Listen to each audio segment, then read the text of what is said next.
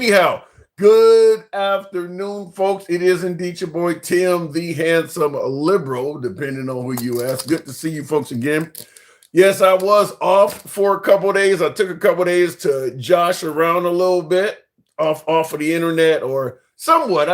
Some content still came out, but I decided to give it a rest for a couple of days. And in the Trump administration, what do we always say? News moves at the speed of light. So just because I took a couple of days off does not mean anything stopped. I got a lot collected that I want to discuss with you folks, but in fact, it's so much that I can't even toss it all out in one show. I mean, it's just that much shit going on. You know, Pam Bondi was dropped today.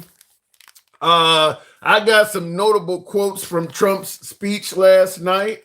Marco Rubio has said something recently, and something I don't normally talk about heavily on the show, but I do want to discuss, and that is Black MAGA.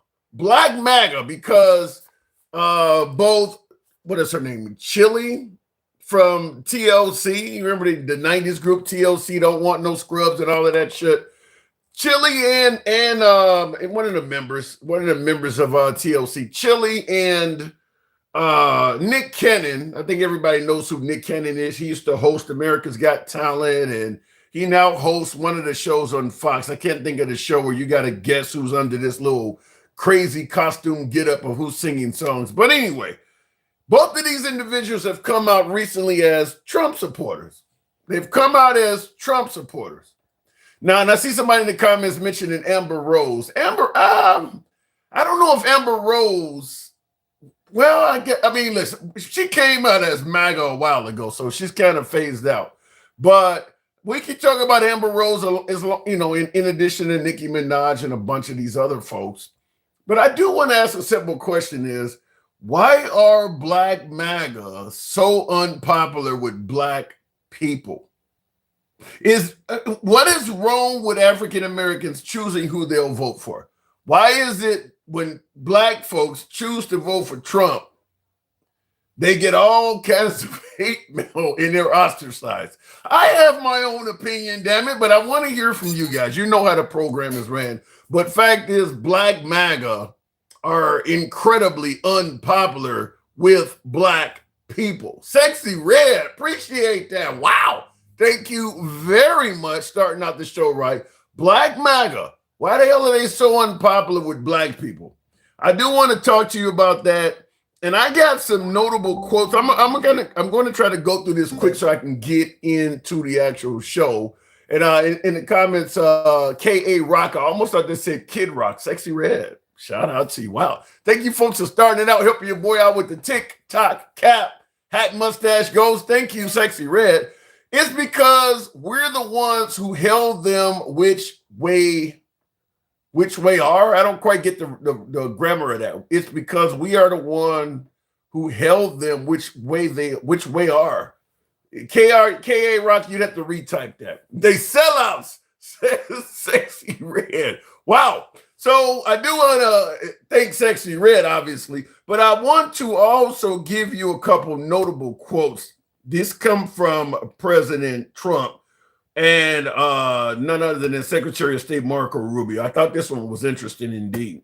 To the progress we've made, I can say tonight that we are on track to complete all of America's military objectives shortly, very shortly. We're going to hit them extremely hard over the next 2 to 3 weeks. We're going to bring them back to the Stone Ages where they belong. In the meantime, discussions are ongoing. Regime change was not our goal. We never said regime change, but regime change has occurred because of. Bomb them back to the Stone Age. You hear him say regime change. He said he made it sound like regime change was never the goal. I want you to hear this one more time, a little piece of it, not all of it, but to hear about the regime change. Has occurred because of all of their original leaders' death. They're all dead. The new group is less. Wait, but I didn't go back far enough. Regime change was not our goal. We never said regime change, but regime change has occurred because of all of their original leaders' death. They're all dead. The new group is less radical and much more reasonable. Yet if during this period of time no deal is made, we have our eyes on key targets. If there is no deal, we are going to hit each and every one of their electric generating plants very hard and probably. So he's going to hit all of their electric power plants. So essentially we'll put the country in the dark. And you hear him say we're going to bomb them into the Stone Age.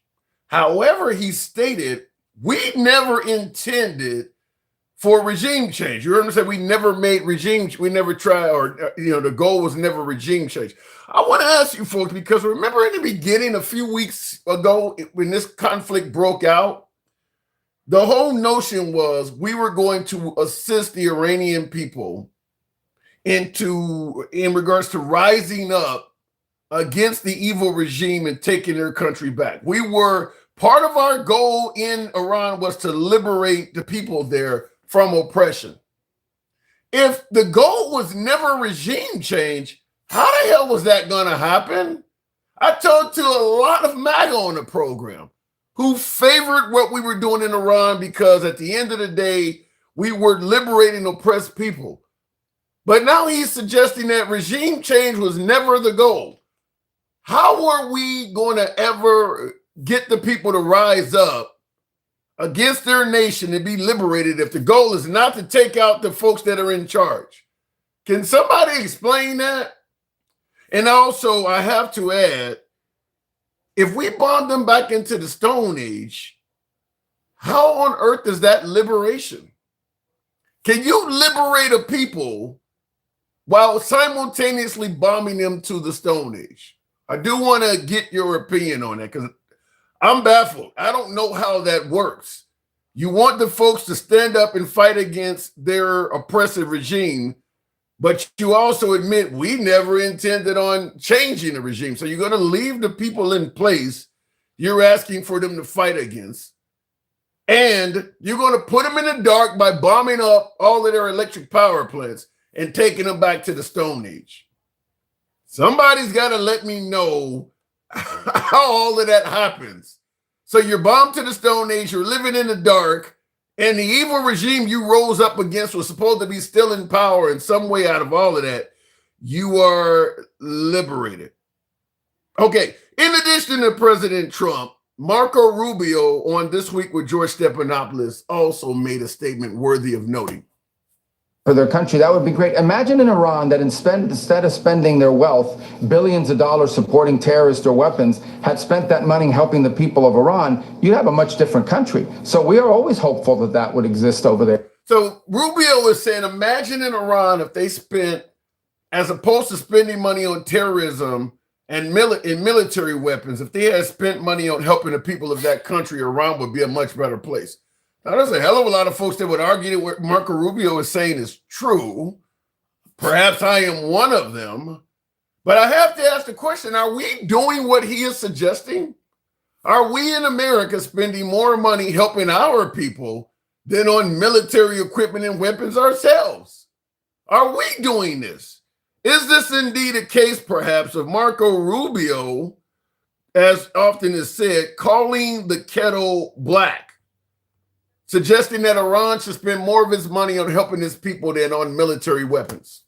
Single one of these groups and all the destabilization in this region tracks directly back to the Iranian regime. Those things have to be addressed. And if Iran had been willing to address those in the past, we wouldn't be having this interview on this topic right now. Their refusal to do so and their continuing move towards one day acquiring a nuclear capability, these people are lunatics. They want to move in a different direction for their country. That would be great. Imagine in Iran that instead of spending their wealth, billions of dollars supporting terrorists or weapons, had spent that money helping the people of Iran, you'd have a much different country. So how are we doing anything different from that?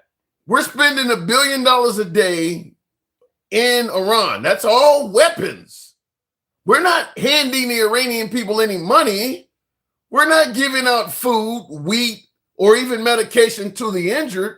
We're spending $1 billion a day in Iran on military ordnance and on our troops that are over there fighting and bombing Iran. How is what we're doing any different than what Rubio was suggesting that Iran is doing? $1 billion a day in Iran. So I want to know from you folks, am I hearing that wrong? Because as far as I'm concerned, it sounds like calling the kettle black. And I'll give you one last quote before we go to the box in the comment section. President Trump, once again, now this is in line with what you just heard from Rubio, at least in my humble opinion. The United States can't take care of daycare. That has to be up to a state. We can't take care of daycare. We're a big country. We have 50 states. We have all these other people. We're fighting wars. We can't take care of daycare. You can't. So what's the difference? So in other words, he's admitting we're spending money on military and we're not taking care of American citizens. What is the difference between what we're doing and what Marco Rubio accused Iran of doing? President Trump is admitting it. We can't even take care of infants, daycare, toddlers, daycare. We cannot even take care of daycare because we're too busy fighting wars that, keep in mind, many folks believe this war was optional and not immediately necessary. See Joe Kent of Trump's own administration. See, what is her name? Tulsi Gabbard of Trump's own administration. What's the difference between what we're doing and what Marco Rubio is suggesting is happening in Iran?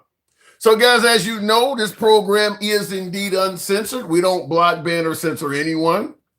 We are, always have been, always will be MAGA friendly. Nevertheless, liberals are welcome on the program. You can be critical of anybody on this program, including yours truly. Our comments go left of Mom Donnie to I'm having dinner with Q. So looking in the comments, and by the way, tap the screen, get us up to 10,000. We'll take the first caller there. Sinalus, I think it says Obama had 8 years to arrest Epstein, but it was President's DOJ who arrested Epstein. I don't know what that has to do with today's show, but that DOJ is now no longer with us. I don't know if you're trying to say that in regards to, I don't know why Obama's even coming up right now. But anyway, looking in the comments, Black MAGA is funny. Okay. There seems to be a fundamental difference between Iran and the U.S. There's some differences. There's some similarities. There are some differences, and there are indeed some similarities between the U.S. and Iran. So looking in the comments here real quick, Iranian military will not be bullied by Trump. No, but they may be destroyed. So let me go straight to the box. Are we at 10,000? Tap the screen, get the likes up. Bibi Netanyahu been lying about WMDs for 30 years. Has it been that long? Netanyahu has been lying about weapons of mass destruction for 30 years. I can say for certain it's at least 20 because he definitely is on video lying about him in Iraq. And we invaded Iraq in the early 2000s. So, it might be 30 years. I don't know. That's crazy, though. Real quick in the comments. The Cyrillus, you're pushing Epstein. I don't know why. We haven't mentioned him today. You want to suggest the Democrats are trying to normalize pedophilia. Democrats are trying to Okay, we get your point. It's not the topic of the show. And I don't understand in what way, shape, or form. I'll just ask you, since you typed it in and you were eager to get the point across. What are Democrats doing to quote unquote normalize pedophilia that the Republicans are not doing? Explain that one. What are they doing to normalize it that the Republicans are not doing? However, I will also say spamming will get you taken off the program. We don't block, ban, or censor, but spamming is one of those ones where we don't have much of a choice. Is this there's two? Yeah, I don't know if it's the second or first. Love is being digest and consumed now you don't know what that means. You support Netanyahu? Please tell me you don't. Who supports Netanyahu?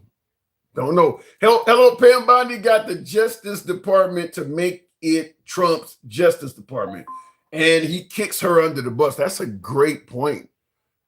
Pam Bondi is probably the most loyal DOJ that America has ever had. How did she get fired? How does she get fired? Now, he's claiming that she's going to go on to a different position or whatever. Her ousting should have been written off like a promotion, and the position should have been named.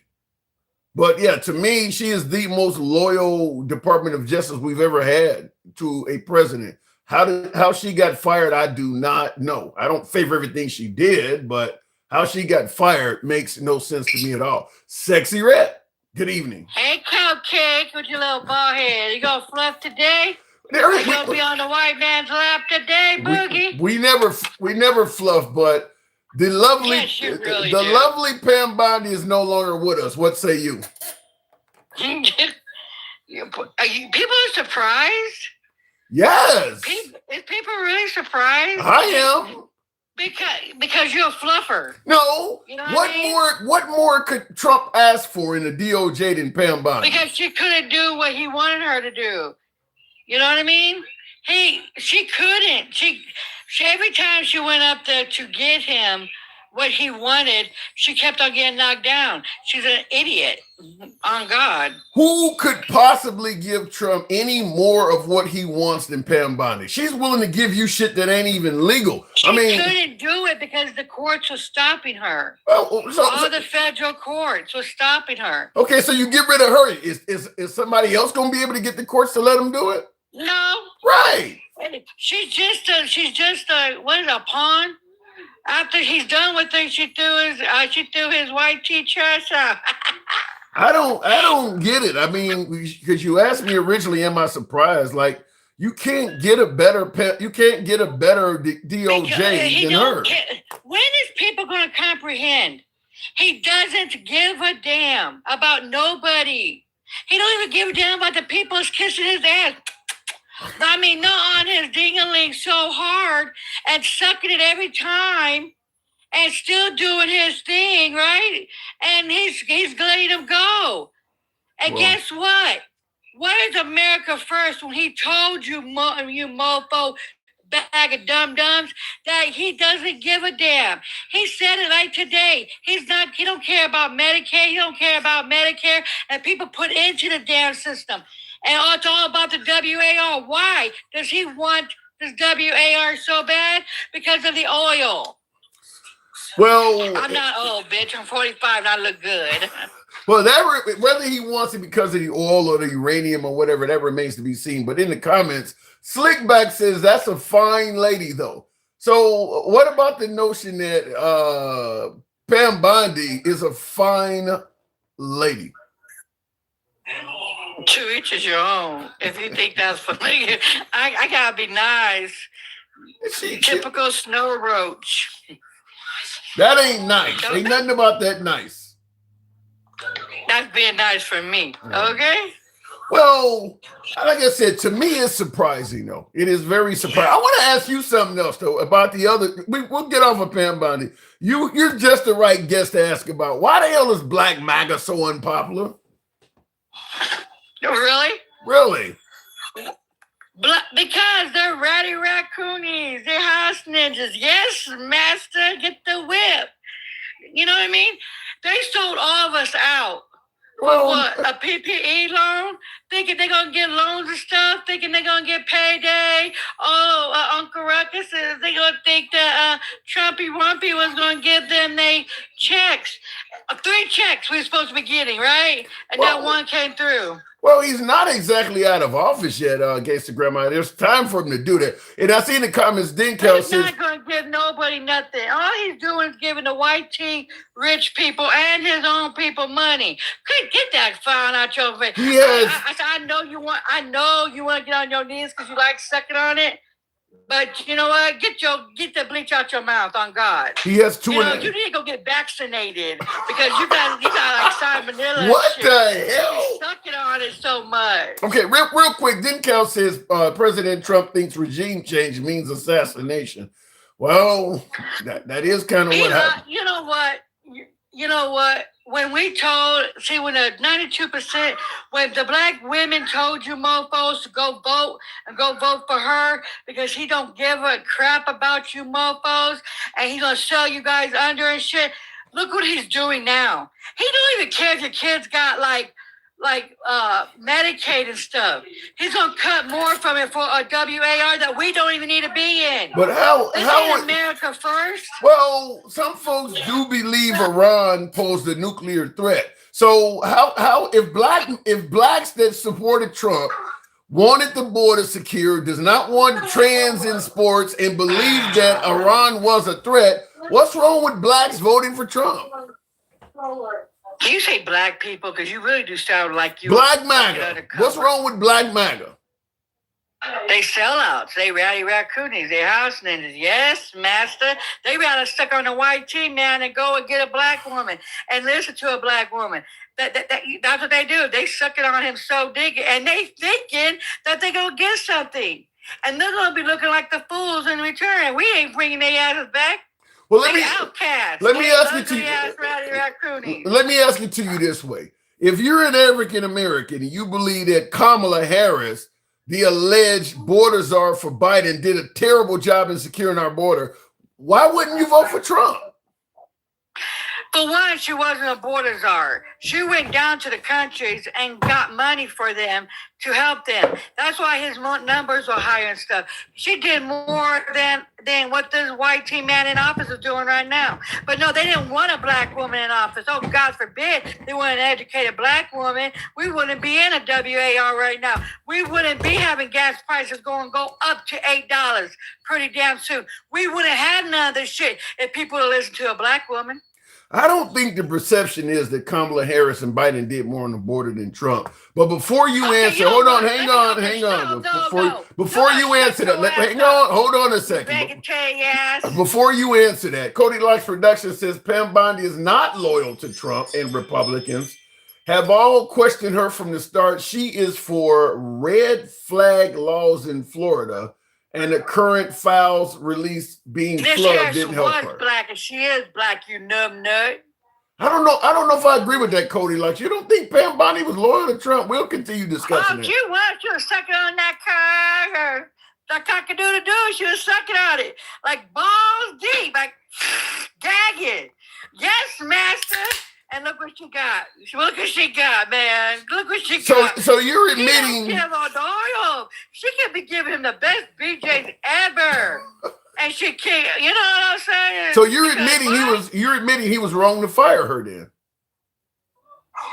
No, she was just trash to him. Everybody that's doing his work is just trash to him. He don't give a darn about none of y'all motherfucking maggots.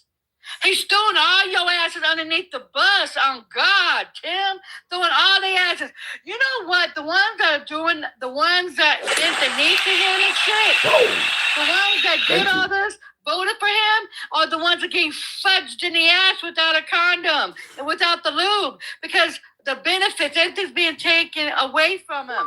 He just told them today they're taking more from them. You know who's not getting thrown under the bus? Black MAGA. Black MAGA is very happy. What are you talking? Yes, they are being thrown under the bus. How? All of us is being thrown underneath the bus. How? Because you know some of the black little yes masters, they are the ones that are on Medicaid. They're the ones that are in the red states. They're the ones that need the shit. Thank you, Rod. Rod, how is Black MAGA being thrown? They're very happy. Black MAGA is still in Trump's camp. How are they being thrown under the bus? They're sucking on it so deep that they don't even know what the fuck they do in their damn selves. But when this gas goes up to $8 and stuff, you know, like they think this is gonna be short time pain and all this. None of the gas prices are gonna go down anytime soon. And you got money right on that white tee man that looks like a alien head. You feel what I'm saying? I don't know who. You're going to collect that money. I'll get it from him. I don't know who that is, but I'm simply saying. You know the one that come up and he don't like talking to me. What's his name? Are you talking about Straight Talk Commerce? Yeah, with the alien head. Would you be nice to my guest? Because time's ticking. It's over what? Now it's all, like over here it's like $8 a gallon. Well, it's coming. You're right. Straight Talk Commerce about 3 or 4 days ago said gas will be back down to normal prices in 2 weeks. So 2 weeks to a It's not month. going back down anytime soon. Because you know what? If people listen to what Iran said and gave us all a clue, he's talking to you mofos. They gave you a letter. Now they're gonna come for us, and they never did come for us. If that mofo Cheeto head never touched what Obama did in the Alter first ego. place, we wouldn't be in this situation. Thank you, Alter Ego. What if Straight Talk is right, though? What if the Strait of Hormuz by The way of... Straight Talk is a dumb on crack. No. Oh, God. What if he said the gas prices will be back down to normal in 2 weeks? He's obviously MAGA. If he's right, would you apologize to him for all of that rhetoric? No, because he's not right. See, nuts. This is why he said he likes the uneducated. He likes to be around dumb people. He even said it. He's telling his own base. He likes to be around dumb people. And then he said the smart ones are mad at him. Yeah, the Democrats are mad at him because why? Because we know what he's up to. What are you, Debo, thank you. What are you suggesting? That Democrats are smarter than Republicans? Yeah, we are. Based on what? Based on what? Why would we get him in office when we know what he was about to do? We read Project 2025. Everything in Project 2025 is coming too. You feel what I'm saying? We told these little mofos, do not vote for him. Project 2025 is real. Oh no. He's going to lower gas. He's going to lower this. He's going to lower groceries. Oh, he's going to do this. He's going to do that. He hasn't did not one mofo thing. But what? To try to divide us? He still has... You guys got more with us. He still has... ever do with the white team, man. You guys will never be at his damn table. He still has 2.5 years. And in the comments... he's not going to live. Okay. He's going to go... And he's once... Do you see... You're telling me Trump doesn't have 2.5 years of life left? No. He said, what? He said, what the fuck is Project 2025? Oh, You nut. making bigger predictions than Straight Talk, but in the comments, someone... He doesn't even know what Project What, 2025 is. Oh, I don't know. God. Waffle That's Jack. why Hold I on. said it. You got someone that pointed you out, Waffle Jackson 42, when you suggested that Trump does not like educated folks. He prefers the uneducated. Waffle Jackson says Gangsta Granny thinks she's smart. He said Trump was actually talking about you. I was a smart one. I didn't vote for him. Okay? I read in him, and I would never vote for the billionaire. Why would I vote for a billionaire that don't give a damn about us? See, clearly, I could have voted for Republicans because I would have benefited. Clearly, I would have benefited because I own my own shit. I own everything. I work for mine. I don't get public assistance. I don't get Section 8. I don't get none of the shit that I voted for. I voted for all this shit so other people could have. But when you you mention division, Jawan 313 in the comments says the Democrats are the ones doing the dividing, and Straight Talk says, "Who told you you were smart?" I run my own business. What do you do? I have my own degrees and stuff. What do you do? I have black excellence in my house. Does your kids go to a Ivy League? Not because of who? Huh? So please humble your white tea asses. Oh on God. Humble your ass. Okay. I come up in here and I throw money. I throw money every damn time I come up in this bitch. I don't see white tea people throwing shit. Only a couple of pennies here and there. Humble your asses. This black woman do got it. Appreciate the support, by the way. And as Nicki Minaj once said, throw some more. Cody Lock Productions, Republicans were never for Pam Bondi. Her poor history in Florida brought her a lot of questions about her ability to do the job. I'm just so sick of, you know what, Tim? And I'm high as shit right now. That's why I'm being nice. You feel what I'm saying? I'm crossfaded. You know what I'm saying? Are you ever sober? Are you ever sober? Yeah, I am very, I've been smoking and stuff, because I got to fuck with dumb fucks like that. You know what I'm saying? No, I don't. God. Every time you talk, okay, and I see in the comments, Pam is an example of Trump being bad at appointments for government. So he's Cody, like I said. So do you think Pam Bondi was a bad appointment? I mean, she was very loyal to him, though. Hey, you know what DEI is? All of these motherfuckers DEI, and all of them are DEI. None of them, even the ones that put all the cabinet is not qualified. We are the laughing stock. I don't agree the with laughing that. stock of the world. I don't. We went to WA. Shut. You know, get the white cock out your mouth. On God. I don't. Tripping bad. And man. by the way, folks. Nice. By the way, folks, tap the screen, get the likes up to 20,000. Let me tell you something. Pam Bondi's resume, she was qualified for the position. She was qualified. No, she really wasn't. No, she really wasn't. But you know, there's more qualified people out there. You know, all his white tea people are not qualified. That's so-called right to them standards. They so-called, oh, they white. They got the qualifications. No, none of they asses do. To them, what DEI is, all of them are DEI. Okay, all of them are. I don't know. I think Pam Bondi turned rogue by going, basically going. Because she likes sucking on the white tea, man. She liked it. She thought that she was going to get something out of it, and he cut his ass loose. He's going to throw everybody underneath the bus. All this is because of why. All this is because of why. The files and shit. He's doing everything. He don't want people to vote in 2026. He's trying to pass shit so we won't be able to vote. He's going to hurt his own base because most of the base cannot get passports. If you call and say who has the most passports, it's blue states. Because we got the what? Cha-ching. We go out of the country. Cha-ching. That is it. Well, I wanna throw something at you before. And guess what? You little maggots, little snow roaches of the corn. You guys are the ones when you guys get married, you guys like to flip your names to your men. I don't. When I get married, my name is my name. You feel me? That's gonna hurt your ugly asses, not us. Democrat women, we keep it independent. You sound like the kind of woman that when you get married, you make your man take your name. Shit, you my ninja. I ain't taking your ugly ass name on. Oh my God! I don't want. I get collared in different ways. I just not the name though. No, honey. Well, I gotta applaud you on our lovely conversation. Trump would say this is a perfect phone call. Travelman in the comments says, "Gangsta Grandma is talking so nice, she's actually turning me on." So you see what's happening? See when you're pleasant? I'm cross-faded, that's why. Okay, we gotta get. I'm so cross-faded. I can't even get mad at your ugly ass today. But you bring a white tea or somebody up here and they call me out my name, then you might see a little ninja coming out today to play. But until then, I am chillaxing, So you're chillaxing because you're cross-faded. So in other words, you would be better on a date with Bill Cosby than me, because you need to be a little inebriated. A little bit of inebriated. I'm good. I'm just saying. You sound.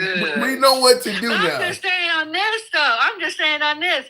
You motherfuckers went against the black women. Now you're gonna pay for it. Now look, he don't care. And I'm being honest. All jokes aside, you guys voted against your own interests. This man never gave two F's about none of y'all. He don't give a shit about the United States. I thought it was America first. I'm not hearing any of this. Black MAGA is more than satisfied with Trump. Because they like the cock. They like the white tea cock. They like to suck a gag it like balls deep type of shit. They say, yes, master. They house ninjas. They like it like that. I got whips and chains for their asses if they want one. I got 8 inches, 12 inches. You feel what I'm saying? No, I don't. I don't want to feel that. That sounds painful. Because let me tell you. They're the ratty raccoons. They always been like that. They always sell us out because they want to get next to the white tea man because they swear up and down. Okay? That they. I don't. Nice. So it ain't what you're saying. You got haters. Let me ask you something. Yeah, now that we know, I'm being cool. Fair enough. Let me ask you something. Now that we know that Nick Cannon and Chile of TLC were Trump supporters, and Chile was apparently posting pictures of Michelle Obama as a man and everything. Does that change your opinion of them at all? Oh, I can't stand the answers. You know what I was going to do? I was going to their concert. I was going to go get buy their tickets. And when I heard that she's a maggot, cha-ching not.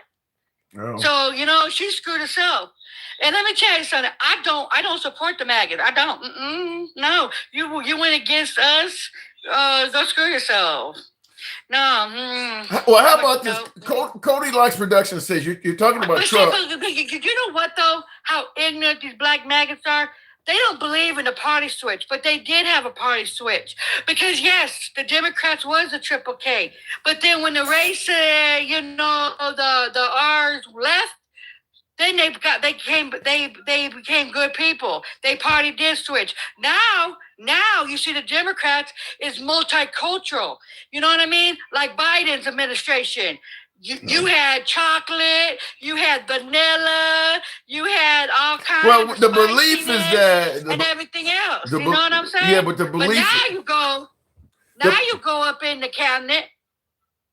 You got uncooked protein everywhere, uncooked chicken. You need some raid up in that bed, yeah. You know what I'm saying? I gotta move it on. But you do know the belief is that Biden, with the crime bill locking up blacks and stuff back in the early 90s, the belief is that he was only hanging around black folks because he wanted to vote. Okay. Last word to you. For the house ninjas in the back to hear. That was not his bill. He was responsible for the crime bill for the females, so we wouldn't get raped and stuff. And then, like he even said, he regret doing it. He regret signing onto the bill because he didn't know the states was going to go bipolar. Yes, the Black Caucus was all for that bill because we had our kids in the 80s and shit selling the D on the side of the road and shit in the projects and stuff, killing our own damn people. Unaliving our own damn people. So yes, it was pretty damn bad.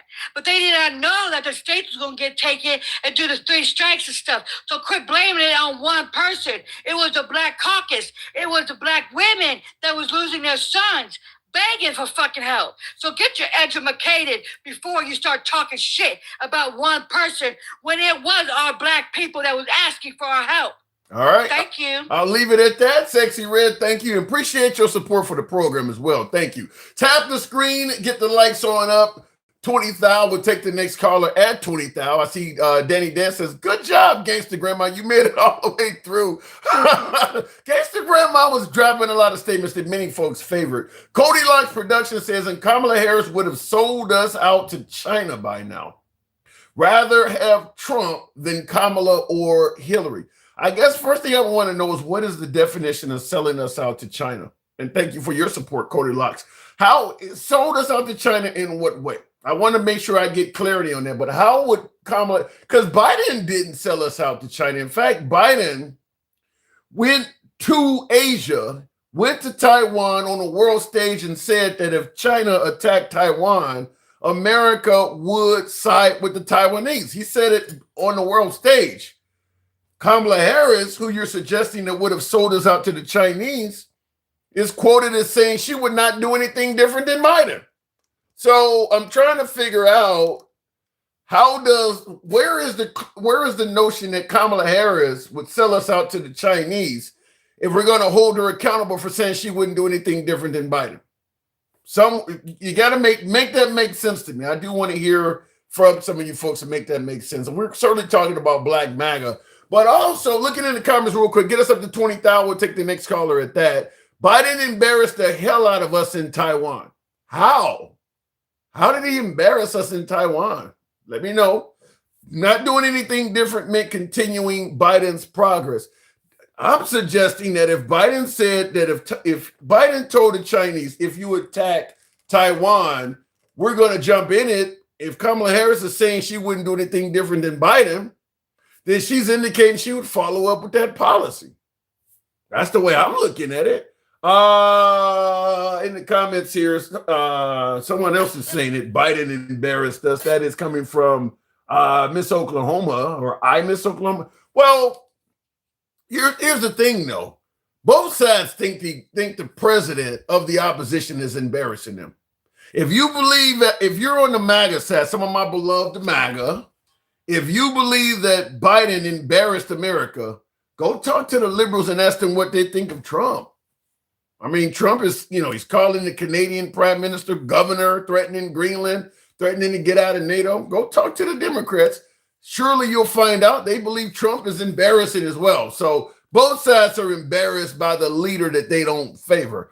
If they are not embarrassed by Trump today, I don't know what to tell you. So in addition to talking about Black MAGA and Pam Bondi being ousted, we did play a clip earlier because President Trump was indicating that when this began, he wanted to liberate the citizens of Iran and help them take their country back from a rogue, if not evil, and oppressive regime.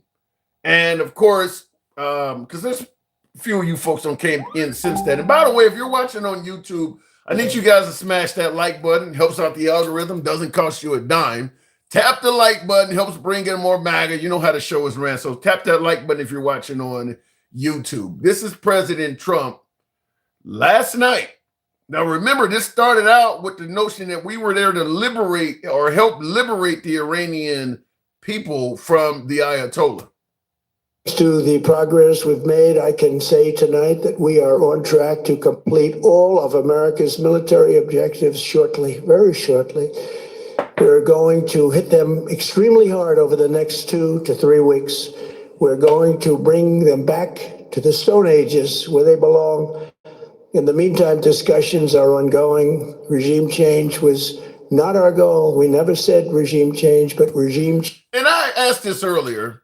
If you're going to help them liberate themselves from the Ayatollah, if regime change is not the goal, how are they going to become free?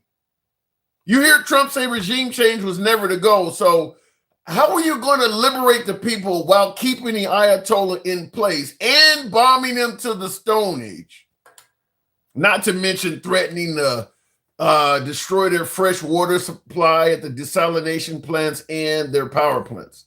Something don't make sense about that. I got to get somebody on here to help me make sense of this.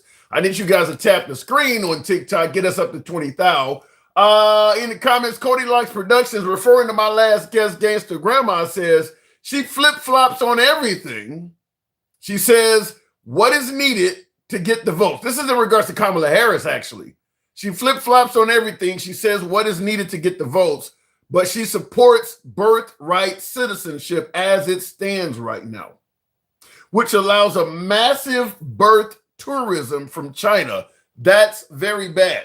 Now, birthright, and that is one of the topics I meant to discuss today. I didn't play the clip, but now that you've mentioned that, Cody Luxon, thank you. You've really taken me in a different direction of something I wanted to discuss. Good post. I want you, this is Trump. Everybody knows Trump is no fan of birthright citizenship, but I do want you to hear one of his quotes on birthright citizenship. This next order relates to the definition of birthright citizenship under the 14th Amendment of the United States. Okay, that's a good one. Birthright. That's a big one. What about that one? That one is likely to be challenged. Could be. I think we have good grounds, but you could be right. I mean, you'll find out. It's ridiculous. We're the only country in the world that does this with birthright, as you know. And it's just absolutely ridiculous. But, we'll see. We have very good grounds. Now, yesterday, President Trump was sitting in on Supreme Court deliberations in regards to the birthright citizenship case that they're looking at. And he's had this long piece saying it's ridiculous that America is the only country on earth that allows birthright citizenship. There are 33 nations on this planet that allows citizenship from birth. I believe both Canada and Mexico, I think, if I'm correct, both Canada and Mexico are countries that do this. Is he not educated on this stuff? If you don't like birthright citizenship, that is something we can discuss. But why suggest that no other country does this? When there's 33, there's only 180 countries on earth. So you're talking about at least 1/6 of them do this. So is he not educated on this? It doesn't make sense because you're ignorant to the truth, says I miss Oklahoma.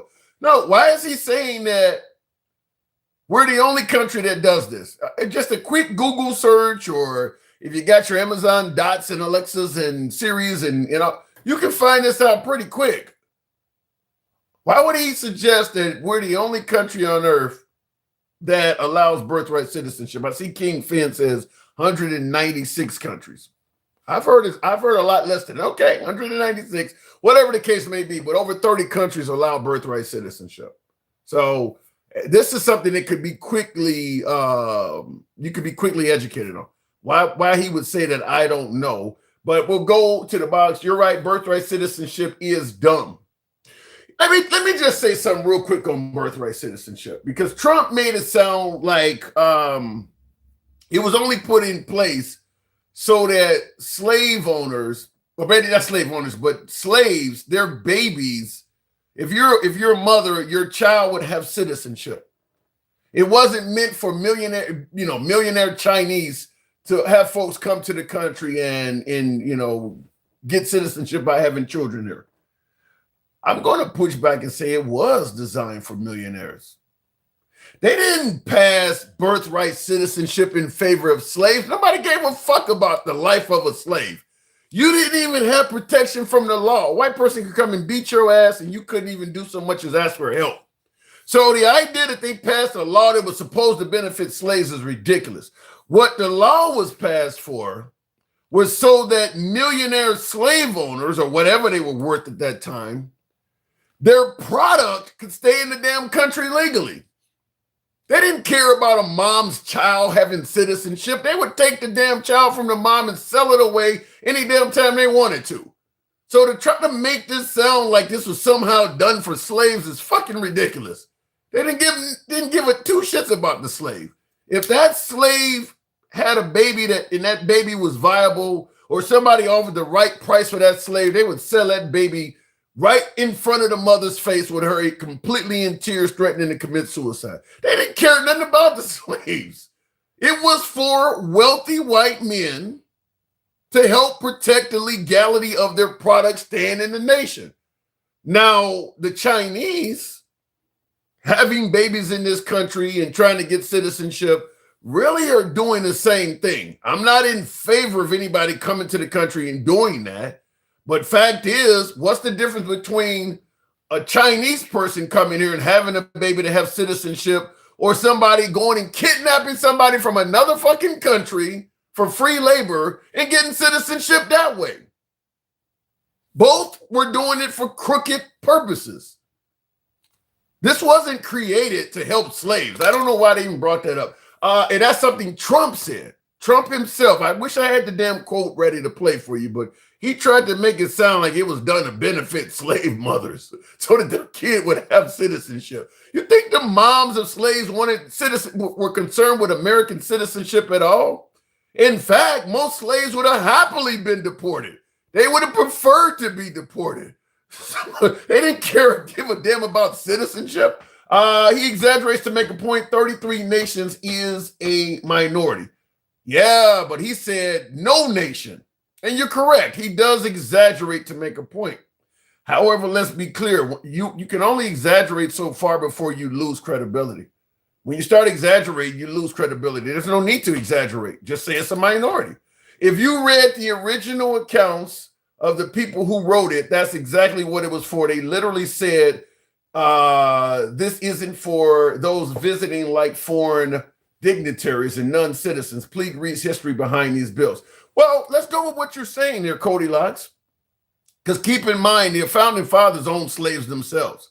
So you're saying, or some of them at least did, like Thomas Jefferson. Now you're saying, if you read original history accounts of the people who wrote it, that's exactly what it's for. You says they literally said this isn't for people that are visiting like foreign dignitaries. No, it's for us. If we go over to Africa and snatch somebody up against their will, when we bring them back, they automatically have citizenship.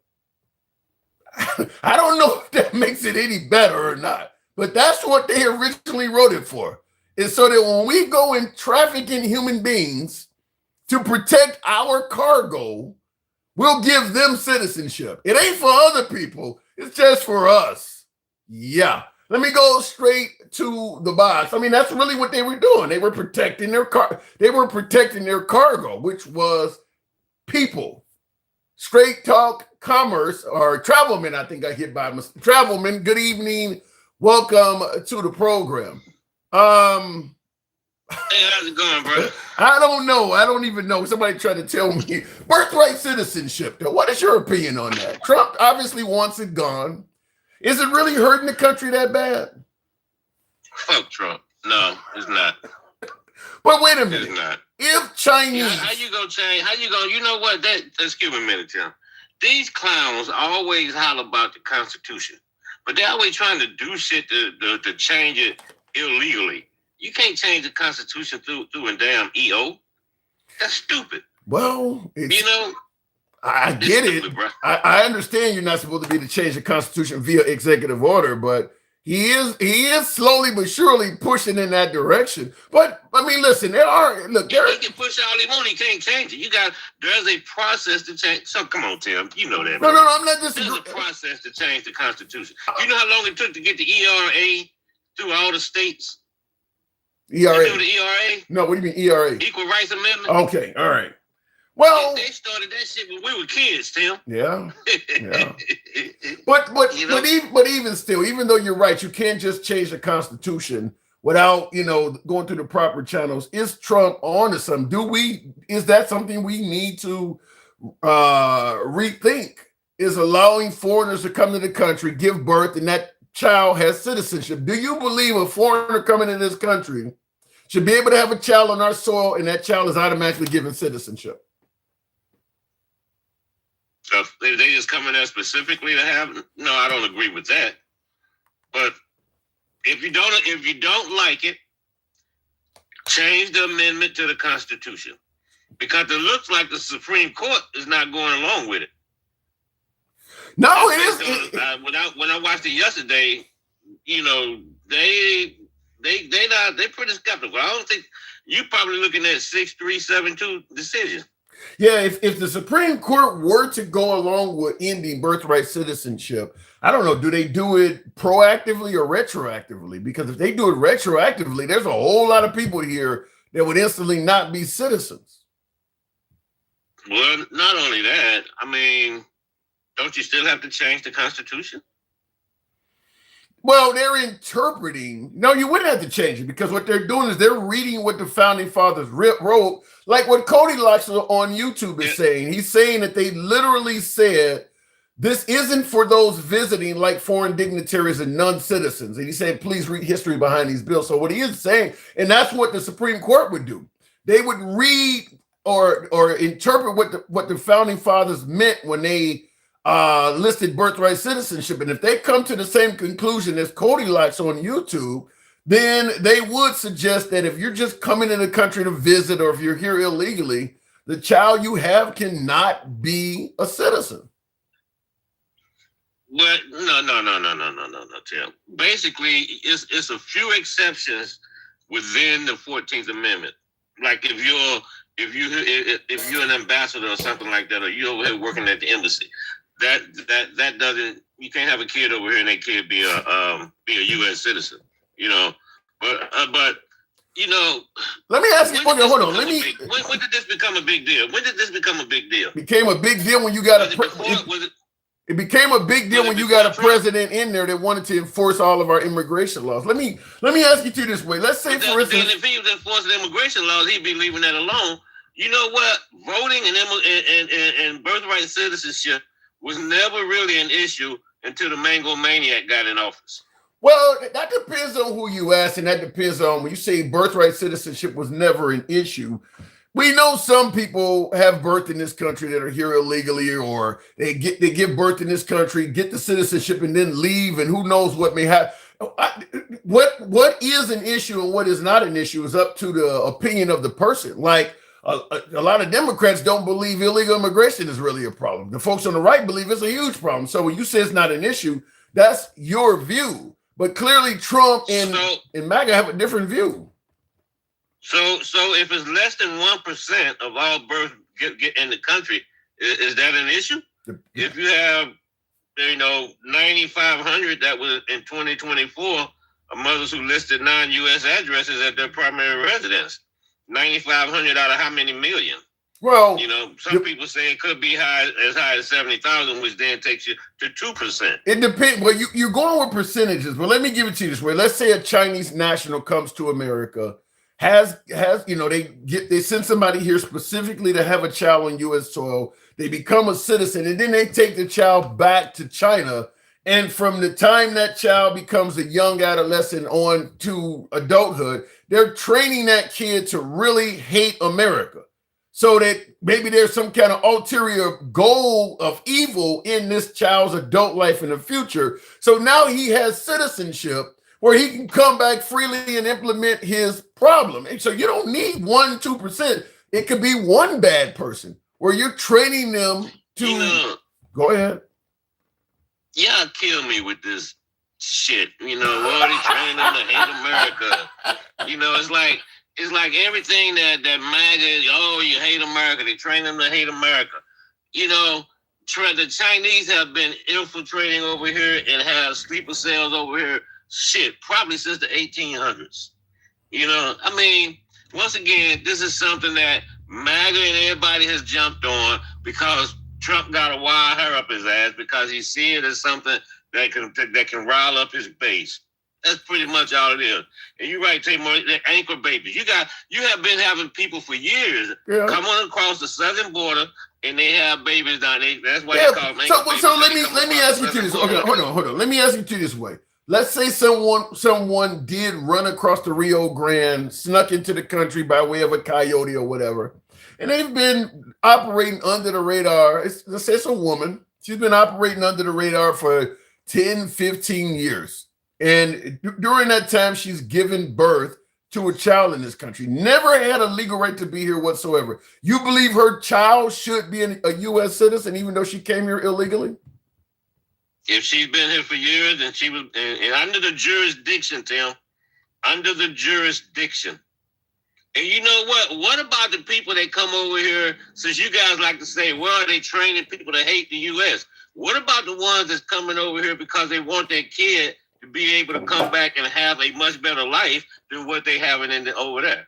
What about that? Nobody seems to look at that side of it. Well, we only want to look at the negative aspect of it. What about that part? Well, they're still going to believe, even if you're coming here so that your kid can have a much better life. There's two issues. First of all, that still is breaking the law. And the second issue is your kid having a better life may mean him taking jobs from some American. You know what? Y'all kill me with that job shit. When they raided, you remember when they raided Tyson's? Remember when they raided Tyson plant last year? Yes. And they took all the illegals out, and everybody, you get rid of the illegals, and hey, that American will get those jobs.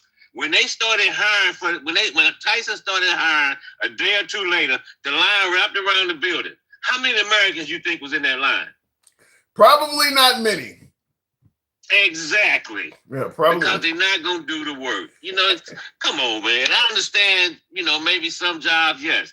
You know what is the job that really have an impact? How about the H-1B with the technical people that's coming in that's making $100,000 a year? Because they don't want to pay the U.S. people that got the skill set $125,000 or $130,000 a year.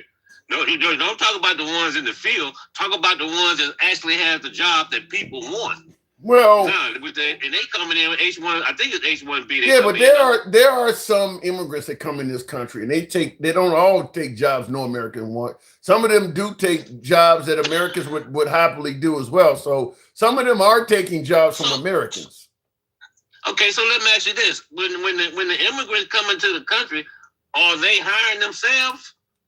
No, I'm willing to. As American people hiring them. So don't get pissed off at the don't get pissed off at the illegal. Get pissed off at the freaking people that's hiring them and treating them bad and not paying them like they're supposed to be paid. That's the people you need to get pissed off at. When they raided Tyson's, I haven't seen anything about the management of Tyson being fined, going to court, or anything. And they raid these damn places all the time. Yeah, I've mentioned that. Yeah, with that. I've mentioned that as You well know? as that. Yeah, I've mentioned that as well as that the immigrant can't do it by themselves. Anybody that hires an illegal immigrant is a co-conspirator. And you're right, MAGA and the Trump side, they don't talk anything about punishing Americans that are part of that. But before we continue, Cody Like says this happened after the Civil War. They had a dilemma of a bunch of freed slaves who were not citizens of any nation. So he's saying that birthright. That wasn't a dilemma. Huh? That wasn't a dilemma.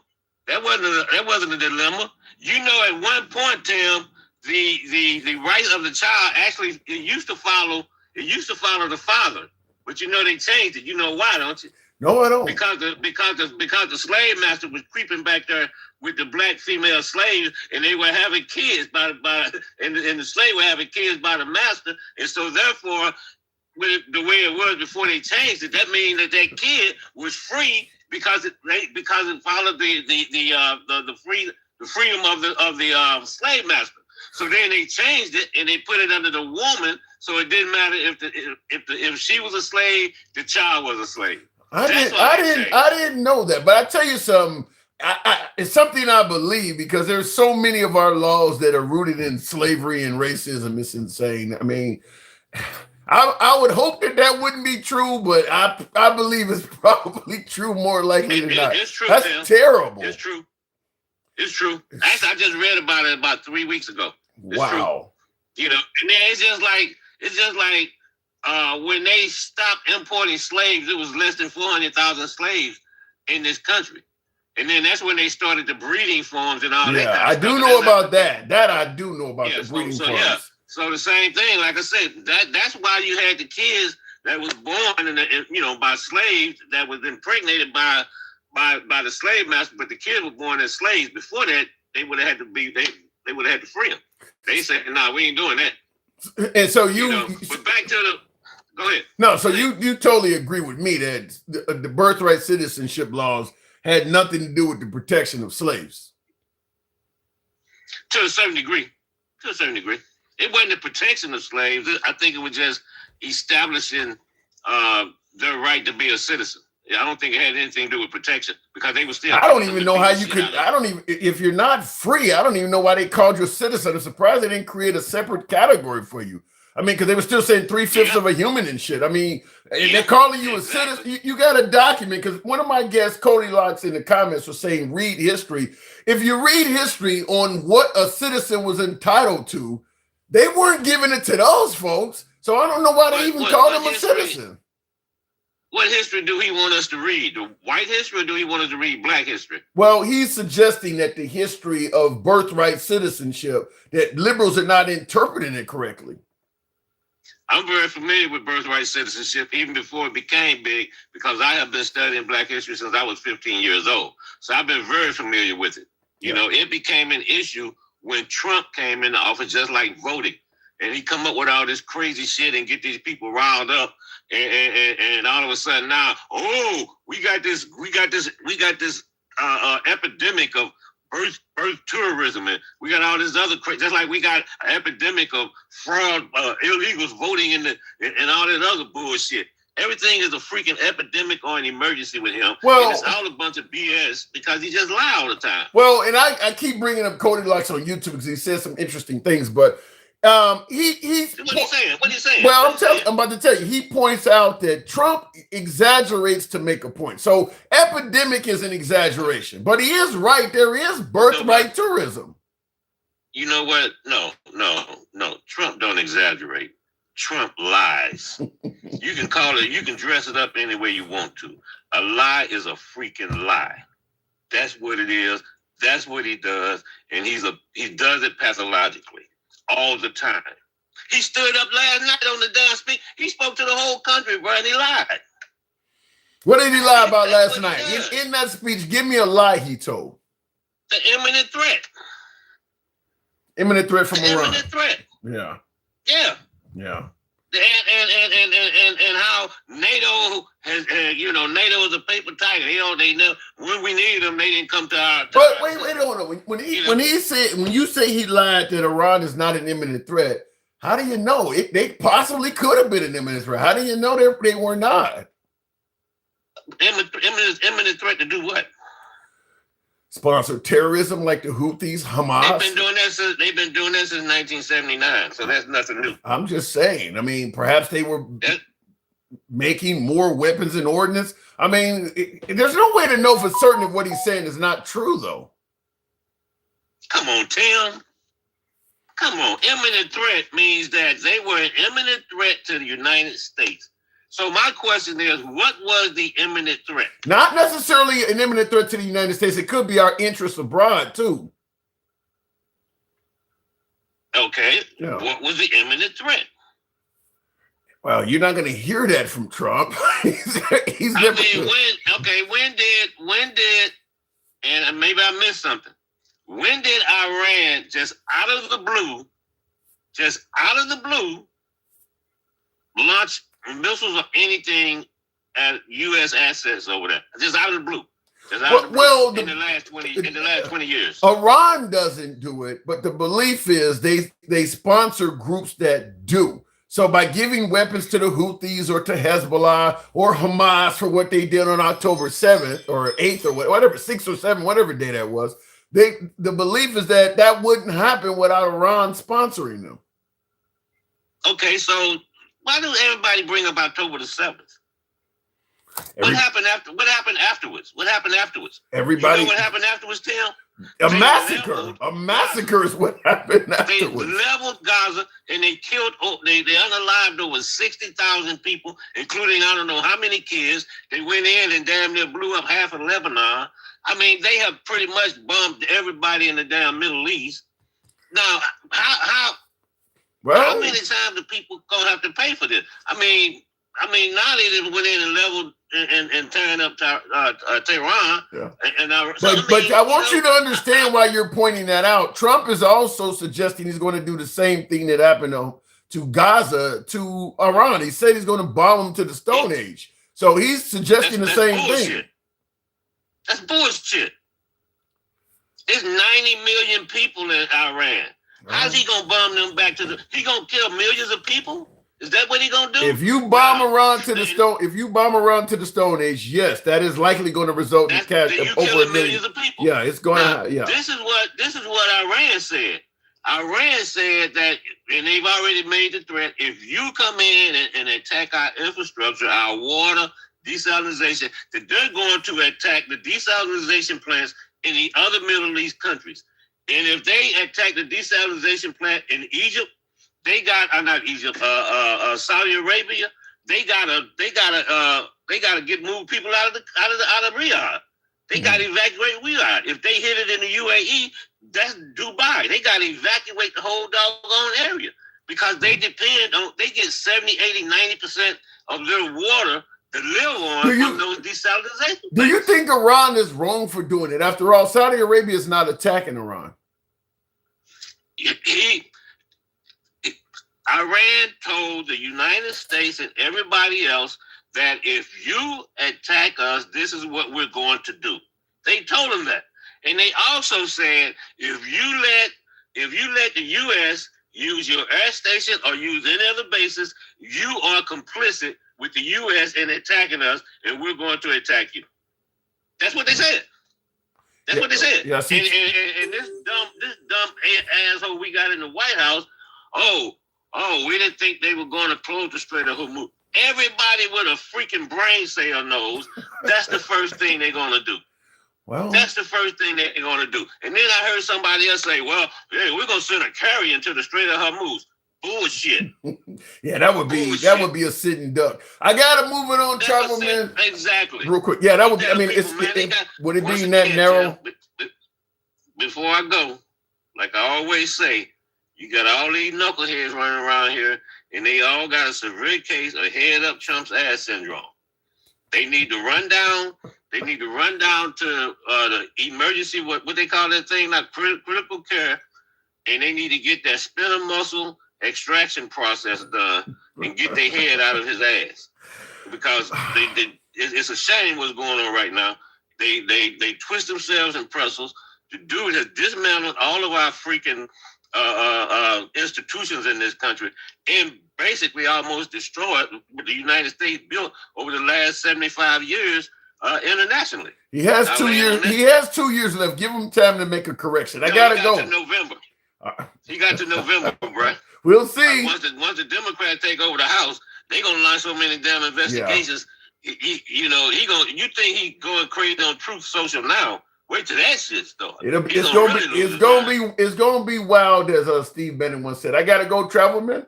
Thanks for coming. All right, bro. Take care, man. You too. By the way, tap the screen, get us on up to 30, or better yet, 40,000. A lot of lazy thumbs in here. Get up. We should have been around 50 by now. Must be another bad show, but tap the screen, get the likes up. I'll read a couple comments while you guys are doing it. Get us up to 40,000. It's called anchor babies. Yes, Cody Locks, it is called anchor. That is what folks call having a baby on U.S. soil so that the baby can become a citizen. Now, I don't think it's always done intentionally. Anchor baby suggests that it's done intentionally. So you're going to have a baby on U.S. soil, so that will anchor you to this country. It ain't always done intentionally, though. Sometimes a woman may be here or a man may be here illegally and just happen to get somebody pregnant or become pregnant in the process. It ain't always done intentionally. I mean, humans are going to have sex. So it's not uncommon for somebody to be in the country and they just fall in love. I mean, that can happen. So it ain't always done intentionally, is what I'm saying. Cody Luck says 9% of all births on American soil is birth tourism. Is it that high? Mostly from China. It's way higher than 2%. So 9% of the births in this country are by people that are not American citizens. That sounds really, really high. 9 out of every 100 births is had by somebody that's not a U.S. citizen in America. I kind of want to go on the internet and look that up. I'm gonna read a few more comments and get us up to 40,000. We'll take the next caller. I'm gonna look that one up. That sounds pretty high, Cody Locks. I will say this: if that is right, I mean, perhaps it is a problem. Perhaps Trump is on to something. If it's 9%, he says 9% of all births on American soil is birth tourism. And by the way, as I stated, sometimes it's not deliberate in regards to how I mentioned the anchor baby. So even if 9% of births in America are had by folks that are not U.S. citizens, it's not all birth tourism. You're making this birth tourism means you're only here to give birth. The only reason you're in America is to have a baby on U.S. soil and that baby gets citizen. Now, I know that ain't 9%. I know that's got to be incredibly overstated. I feel confident, even without looking anything up. I could be wrong, but I feel confident that 9% of babies born in this country are not via birth tourism. That's really high, Cody. I'd have to see where you're getting that information from. Barron is an anchor baby, says SGB. Was Melania Trump was not a citizen when she had Barron Trump? So that would make him fit in the narrative of what Cody likes to say. He said, under the jurisdiction, meaning your loyalty lies with the nation you're a citizen of. Just because you follow our laws doesn't mean you're under our jurisdiction. In regards to that statement, that's one reason why I don't believe any non-U.S. citizen that is not on the path of U.S. citizenship should be able to serve in the military. If you serve in the U.S. military, you should have to become a citizen upon an honorable discharge. There is no way you should be able to do a full term in the U.S. military and then be forced to go live somewhere else. Or even, I don't think you should be allowed to do that, because that opens up the door for people to take valuable knowledge. There's been, under the Trump administration, this second go round, there's been veterans deported. If you serve in the U.S. military and get discharged honorably, you should be guaranteed citizenship.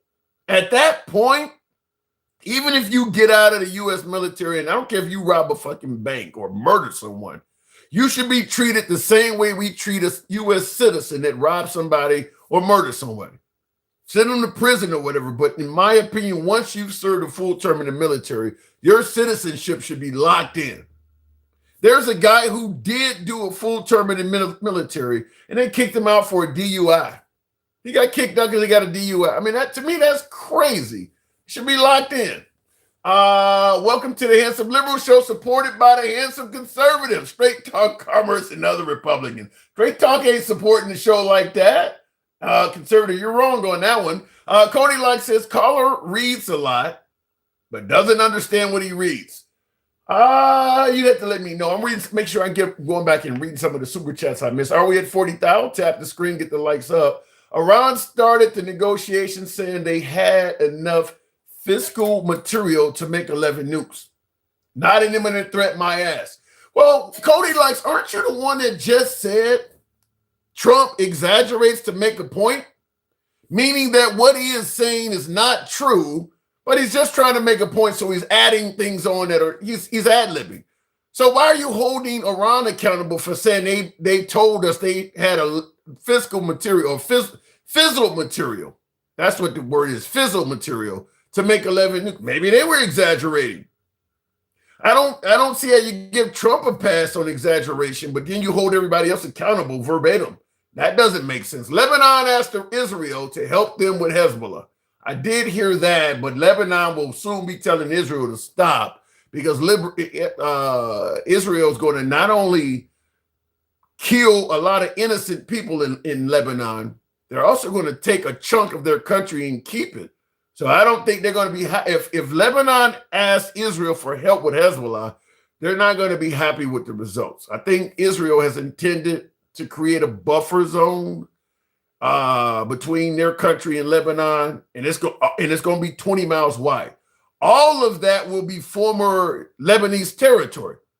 So they're going to lose 20 miles of their own country. They may have wanted help from Hezbollah, but they didn't want to lose part of their sovereignty. So I don't think they're going to be happy with that. Iran unalived more people in their country in 2 days than Israel in Gaza. I've heard that, Cody Locks, but the problem is it came from the guy that you suggest exaggerates to make a point. So when President Trump says that Iran killed 30,000 protesters or whatever the case may be, you just admitted he exaggerates to make a point. That 30,000 may be 8,000. Not saying 8,000 is still not a big number, but you can't, if he's known to exaggerate, how do you know when to believe certain numbers and when not to? Well, that's why I said once you start exaggerating with numbers and data, you lose credibility, because people don't know when you're exaggerating and when you're not. And Trump exaggerates a lot. He does exaggerate a lot. Tim, now you see the problem, says SGB. They take whatever he says and believes it's true. Well, no, because he just said Trump sometimes exaggerates. What I'm trying to find out is, how do you become a Trump whisperer? In other words, I know when he's telling the truth and I know when he's exaggerating. How do you really know that? MAGA seems to have this Trump whisperer talent that other folks don't have. They know when he's exaggerating, they know when he's being accurate. Anyway, I'll go back to the box at 40,000, tap the screen. Tim, wasn't Trump's father an anchor baby? So if the law changes, can we deport the entire Trump family? Well, they're going to protect those who they care about. So, I mean, technically that's what will be in the cards, but Trump would protect those folks. So it is what it is. Just like in the middle of a deportation, some of the strictest deportation policies, he found some kind of way somehow to let in like 59 white refugees from South Africa. So he's going to protect who he cares about. By the way, I think some of you folks have heard, we talked about this on a previous show, that those white South Afrikaners that were allegedly fleeing genocide in South Africa, many of them have went back home, citing that America's too expensive, even too dangerous. Some of them said America's too dangerous. Went back home, allegedly fleeing genocide. They chose to go back home to South Africa, making it clear the genocide claim was a lie. Or as Cody Locks would say, maybe an exaggeration. The nuke part came from Iran. Never underestimate your enemy. Sun Tzu's Art of War. Also, the number of unalivings came from the UN, not Trump. But once again, I'm going to bring up Trump because he makes it sound like the UN don't know what the hell they're talking about. So like I said, you're citing that the numbers of Iranians killed by their own Ayatollah came from the UN. Well, the UN is the ones that say Russia is a bad guy, and Trump doesn't take that into consideration. So I'm just trying to pick and choose. How do you sift through this data to come up with what's true and what's not? The UN is also folks that believe that the vaccine was effective. You didn't agree with them then. So how are you picking and choosing when to go with the UN and when not to? Going back to the box, thank you for getting us up to 40,000. Straight Talk Commerce. Good evening. Welcome to the program. What's happening? What am I getting wrong? I'm sure you've heard a couple things here and there. God, the list is too long. We may as well start from the very beginning. By the way, birth tourism, the town I lived in, Rancho Cucamonga, California, all you have to do is just go in and type in Google Rancho Cucamonga birth tourism, and you will find that in 2024, this couple had been operating birth tourism in an entire apartment complex 4 years. So it was hundreds of thousands of Chinese women that came here, delivered their kids, and went back to China. I heard about that. They are doing 41 months in prison right now. It is not, it is way bigger problem, at least here, than what you're giving it credit for. I heard about that case, but I don't know about hundreds of thousands of people. Over the course of the years that they ran it, some of the estimates were, no one knows exactly how many. I'm not going to, you guys, here's the thing. This is another thing. Let me explain to you about Trump, okay? Because you guys refuse to understand what he's trying to say to you. So let me go. You've got 33 countries that do what is called birthright jus sanguinis. It's blood. It's Latin for birthright citizenship. Okay, so you got 30 to 35 countries. How many of those countries? Trump said 0. Yeah, no. How many of them are first world countries like the United States? He said 0. He didn't say developing second and third world. He said 0. No. You caught him one time saying no other country. Normally, he says no other developed country like the United States offers a birthright citizenship. He is correct about that. Okay, he just tweeted out yesterday about this. He didn't say nothing about second and third rate nations. Normally, I have heard it a number of times. Normally, the argument is that it is, well, listen, there's a big difference. You've got a bunch of third world countries that don't give a shit where you were born. They're willing to take whatever they can get. We should be above that. There are no European countries that offer you a birthright citizenship. They will boot you and your little baby right the fuck out of their country the minute you give birth. Here's what I don't get. You're talking about first world countries. No other first world country refuses to give their citizens socialized health care. You don't care about that. I mean, right. And if this one ever does, then we're going to be talking. Yeah, but what I don't get is you think you want it, but you don't want it. And no, we don't. And that's why we are the number one economy by far in the world.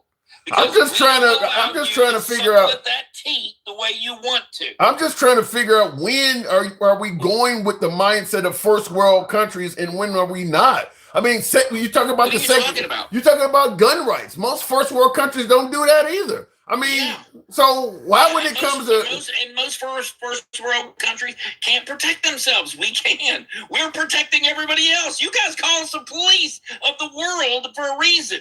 We're not protecting any damn. No, did not come help. We're not. Listen, to me, you sound like a mob boss going into a pizzeria, smashing I'm so sorry. You sound like a mob boss going into a pizzeria, smashing their front. Hold on, can I get this? Can I complete the sentence? You sound like a mob boss going into a pizzeria, smashing their front counter and telling them 10% off the top of your profits go to me. I'm here to protect you. It would be a shame if something happened to your business. The business was fine until you came in. Most of these countries we claim to protect, They're doing fine. Nobody's fucking with them. It's us We that don't always have to claims spend the that. money, do we? I agree with you. We don't have to spend $1.6 trillion on protecting them, do we? Why are we doing that? Let us have our money back. What I don't understand, straight talk. No. I want you to answer that. I don't think we spent a penny protecting anybody else. I don't think they were in any danger. To NATO, Tim? What? We don't give any money to NATO? We don't give them money in their hands. No. The fuck we don't. We don't give them money. Of course we do. Why would we give them money in their hands? For what? Good question. We give them weapons. We pay for NATO $1.6 trillion. That's where your healthcare money goes. And you don't have socialized medicine, not because we can't afford it. It's because we don't have enough doctors. We don't have enough.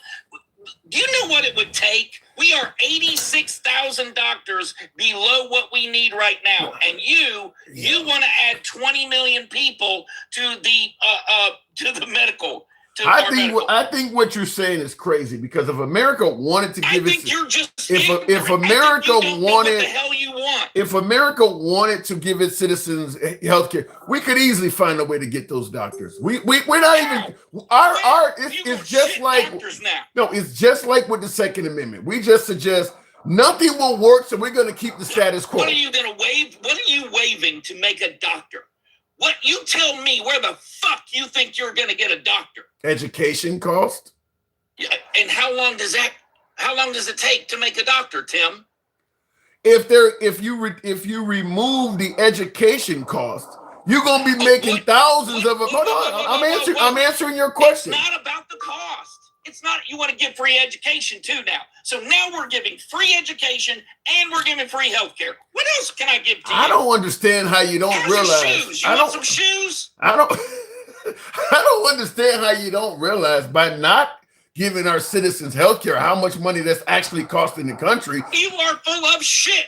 And that is another thing. Here's why you don't come to my lives. Because you and I would spank your ass for 3 days over this. Okay, first of all, why you only can do this for 20 minutes. And by the way, the very next time you insinuate that I don't contribute to this show, yes, you contributed. That will be the very, very last time that I need to bother with you. Okay, well, I appreciate your conversation. It contributes a lot to the show. No, that's not how I contribute, and you know damn good and well. I'm shocked that someone hasn't thrown a galaxy at you already.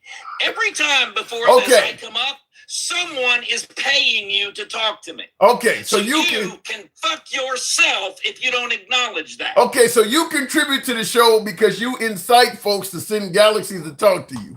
Think I do? Okay, all right, we cleared it up. So you want me to pay you cash out of my pocket? No, we we cleared it up. I just want to make sure everybody understands what you said. Everybody understands it now. You don't want to. No problem. No problem. It's been very nice knowing you. So what the fuck? I mean, are you kidding me? You probably believe Mexico didn't pay for that wall too, huh? I know they didn't pay for it at the behest of Trump. They gave it to Biden and Kamala Harris. No, they paid for the wall over 60 times now. They are continuing to pay for the wall. I mean, this is what I'm talking about with you guys. You have absolutely no idea how shit works. Yeah. And that's why you complain so much. I think you make up this shit as you go along. Some of the stuff you say is crazy, man. I mean, it's just, I enjoy having you on because it does make for good humor, but this stuff is crazy. I want you to think about your wallet for a second. Thank you, Natalie. Appreciate that. Go ahead. Do you have cash in your wallet? I don't have my wallet with me, but yeah, there's plenty of cash in it. Okay, there's plenty of cash in your wallet. You have credit card? You have maybe a credit card in your wallet? All of that shit.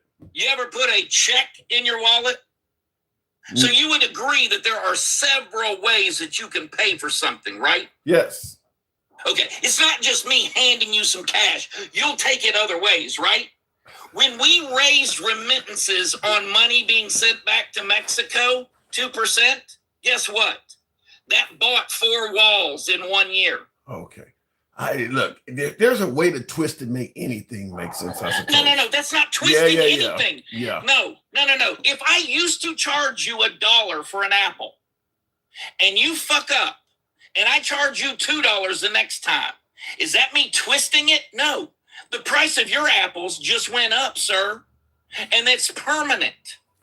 So don't talk about twisting. That didn't twist shit. That's reality, something you struggle with. And so your belief is that Mexico actually paid for the wall. They are continuing to pay for the wall. They have paid for the wall a total of around 63 times right now since that wall went up. So yes, Mexico continues to pay for that wall. Is the wall complete? I don't think it is complete. And by the way, we add new sections to the wall all the time. Matter of fact, I'm going to suggest we build a wall around you because we want you to be quarantined. I mean, you guys are absolutely ridiculous. I think that some of the stuff you say, you're kind of like what Steve Bannon said, you flood the zone. It's hard, you say so many wild things, so much wild shit, it's hard for me to keep up. I have corrected all of your bullshit. You said no birth tourism. I proved to you there are it still goes on. And you just deny it. That doesn't make it not reality. No. Denials I don't listen. Affect reality. Listen, I don't disagree that there's some people that come here to deliberately have kids. Do I believe it's to the astronomical level that you said? Do I believe it's to the astronomical level that Trump leads us to believe? No. I think Excuse me, do you read a newspaper? I just told you how to find story after story. I did. After story. I actually did, and I can't find it. I can't find it. I did while you were saying it. I cannot find any story that suggests the numbers are as high as you said. I can't find that. And you read them all? You added, you did the math? I skimmed through them, but I can't find anybody. Well, I would suggest doing a little deeper dive. That's all I would say. All right, well, do a little deeper dive. Until I do that deeper dive and get those numbers, I can't agree with you. I can't disagree with you, but I can't agree with you. I will be waiting here with bated breath for you to educate yourself. Okay. Go ahead. So no other country allows birthright citizenship. Would you admit what Trump said was wrong? Yeah, he misspoke. He misspoke.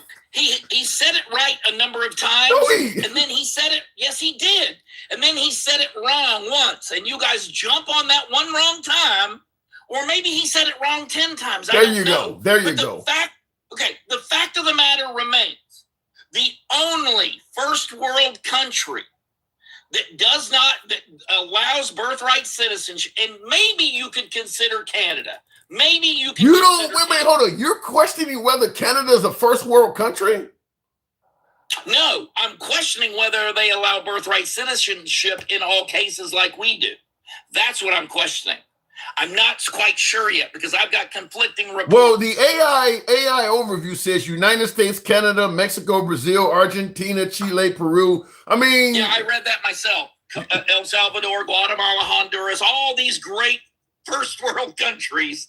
I mean, these are fucking squat ass countries, dude. They're shithole countries. Is Argentina really that bad? Argentina? Yeah. I don't see them listed here. Yes, I do. They're listed. South America. So, to be honest with you, all of Mexico is really not that bad. Americans literally leave here, move to Mexico, and there are parts of Detroit that is worse than any of these cities on here. Agree. I go to some very nice places in Mexico. I love Mexico. Every single summer I spend a couple weeks in Mexico. It's great. Okay. Am I going to move to Mexico? No, I am not. And can they afford to allow birthright citizenship? In other words, if my wife goes to Mexico and has a baby, dude, I can't even buy property in Mexico if I'm not a Mexican citizen. I got a viewer on YouTube that apparently did the numbers. He says birthright tourism is less than 1%. He says 9,000 to 39,000 births per year. We had more than that in Rancho Cucamonga, so he needs to redo his mind. I can't believe that. So what is that? Dude, I am less than a mile away from the entire complex where every single apartment housed up to 10 women. What is the population of that town? It's 200 and I don't know how much Rancho. You had more than 30 women. Tim, hold on. You could not go anywhere without seeing a pregnant China woman. Okay? You couldn't go anywhere in this town Everyone knew what was going on. Read the stories. Don't take it from me. I'm not taking it because I don't think that's true. I'm not taking. I believe. Okay. I don't believe that's Damn. fair. I don't believe that's accurate. I don't believe it's that high. No wonder you vote Democrat. Jesus. What does that got to do with it? An idiot. Oh my God. Listen, you say you don't believe that it's true, yet won't go and read the stories I just sent to you. I could tell you the same damn thing about the 2020 election. I can send you stories and you don't believe them. And guess what? And you know what? Those stories do not affect reality. The reality is we are finding more and more. And by the way, you guys had better hope. And I'm talking to all your little dumbass Democrats in the comments. You guys better hope you win this November election. You know something? Midterms, I swear to God, you guys better hope you win. You know something? I would take and flip that around and tell you Trump better hopes he win because if he don't, if he don't win, I'm just letting you know right now, though, and this will be your last warning.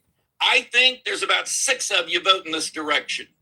I think you are going to find out that you guys are not the majority in this country. Far from it. I think you're crazy. crazy. When you see what the results. Hey, by the way, do you know what the difference between Democrats coming to changing parties, going to Republicans versus Republicans going to Democrats? I bet you there's a hell of a lot more folks on the right that are abandoning MAGA than vice versa. Go look it up. I won't even say. I knew you would say that. You delusional fuck. I want you to go look that up. You believe right now in this current environment, there are more Democrats going right than right going left. State through national, it's 27-6 going from left to right. And you know why? Because you assholes think that a boy can be a girl and a girl can be a boy, and you guys all want this pie in the sky. We're going to all have health care, and people in reality know that it is not possible. If you want to run this country into the ground, I'll tell you something. Here's what is actually happening that makes what you just said not make any sense. Look at all of the elections that have been taking place since Trump won in 2024. Do they reflect a bunch of people leaving the Democrat Party and voting Republican? Mar-a-Lago is now blue. So how is that happening? You are not listen, dude. You are not talking about the elections of any consequence. If you want to talk about a city council after lines have been redrawn, fine. If everybody was leaving the Democrat Party, even the city council, you would see more of them winning Republicans. You listen. I'm glad that you don't believe me on this. Governor of Virginia. You trying to tell me the governor of Virginia going blue? That's a city council. No. What I'm saying is, you can find odds and ends here and there. Give me some odds and ends in favor of the Republican Party. That's happening. You know what? We can have a longer conversation about this, certainly. I don't have it sitting in front of me. I was thinking about you got Rancho Cucamonga sitting. You got Rancho Cucamonga sitting in front of you, but you don't have all of these elections that's been happening. None of that's in front of you. You're okay? You're stuttering now. You got Rancho Cucamonga, but all these elections that are happening. To get you those numbers, Tim. I just said that. I am more than happy to get you those numbers. And you know from me, I always do. You go check your inbox, they'll be there. Now, you will be sick to your stomach when you see the results. Appreciate the head mustache there, Marty Marr. Let me make sure I get something clear before our conversation ends. You did indeed suggest last time we talked about 2 or 3 days ago that in 2 weeks, gas prices will be back down to normal. Do you still stand with that? 100%. And I think within the next 5 to 10 days, this whole thing in Iran will be totally history. Will be done. And by the way, where are you getting this information from? Hold on 1 second, real quick. Can I just tell Travel Man or whatever the hell his name is? We have carrier groups in that region. We have 5 of them right now. So I don't know what he's talking about. So We're talking less than 2 weeks. Gas prices. Three aircraft carrier strike groups. Okay, we're not talking about the carriers right now. We're talking less than 2 weeks. Gas prices. Hold on, hang on. Less than 2 weeks, gas prices will be back down to normal in within 10 days or so. You believe this Iran? I think it'll be well below normal. I think it'll be well below normal. I think we'll get gas prices. Y'all don't even, well, you and I may remember them, but some of these kids you've got lying to in the comment section, I don't think they've ever seen gas prices where we're getting them. Somebody's saying in $1 per gallon range? I would probably say, yeah, probably $1 something a gallon. And that's going to happen this month. Yeah, I think within the next, what did I say? I mean, the next 3 to 4 weeks. Oh my God! Wow! Wow! What do you think is keeping gas prices high right now? I think the war has a lot to do with it. Yeah, that's right. Iran has shut the Strait of Hormuz, haven't they? Yes. Okay. And once that Strait of Hormuz is open again and the oil is flowing again and the world market for oil has stabilized, our drill baby drill will give us an overabundance of oil. And our prices, although it is 1/4 what everyone else in the world is paying, our gas prices will be even cheaper. And all of that's going to happen this month. Yeah, I don't, why would it not? What do you think's holding it up right now? That Strait of Hormuz, you just said, right? I don't think the Strait of Hormuz is going to be open this month. I'm not even for sure. And when that does happen, you got to have folks that are confident enough to put their ships in there because insurance for those ships going through. I think that is absolutely what's going to happen because all of these European countries are now speeding there trying to get the strait open. I think we're in negotiations with Iran right now, trying to get them to open up the strait. We're not closing the Strait of Hormuz, Tim. Okay. This That's is not us. Okay, I do got to Iran move. is the one that's close up the strait. So once that strait is open, and they'll either do it by the way, the regime has changed. Those assholes that were at the top of the regime, 48 people, I think, 48 people were at the top of that regime, they are with all. I'm under the impression his son is still running it.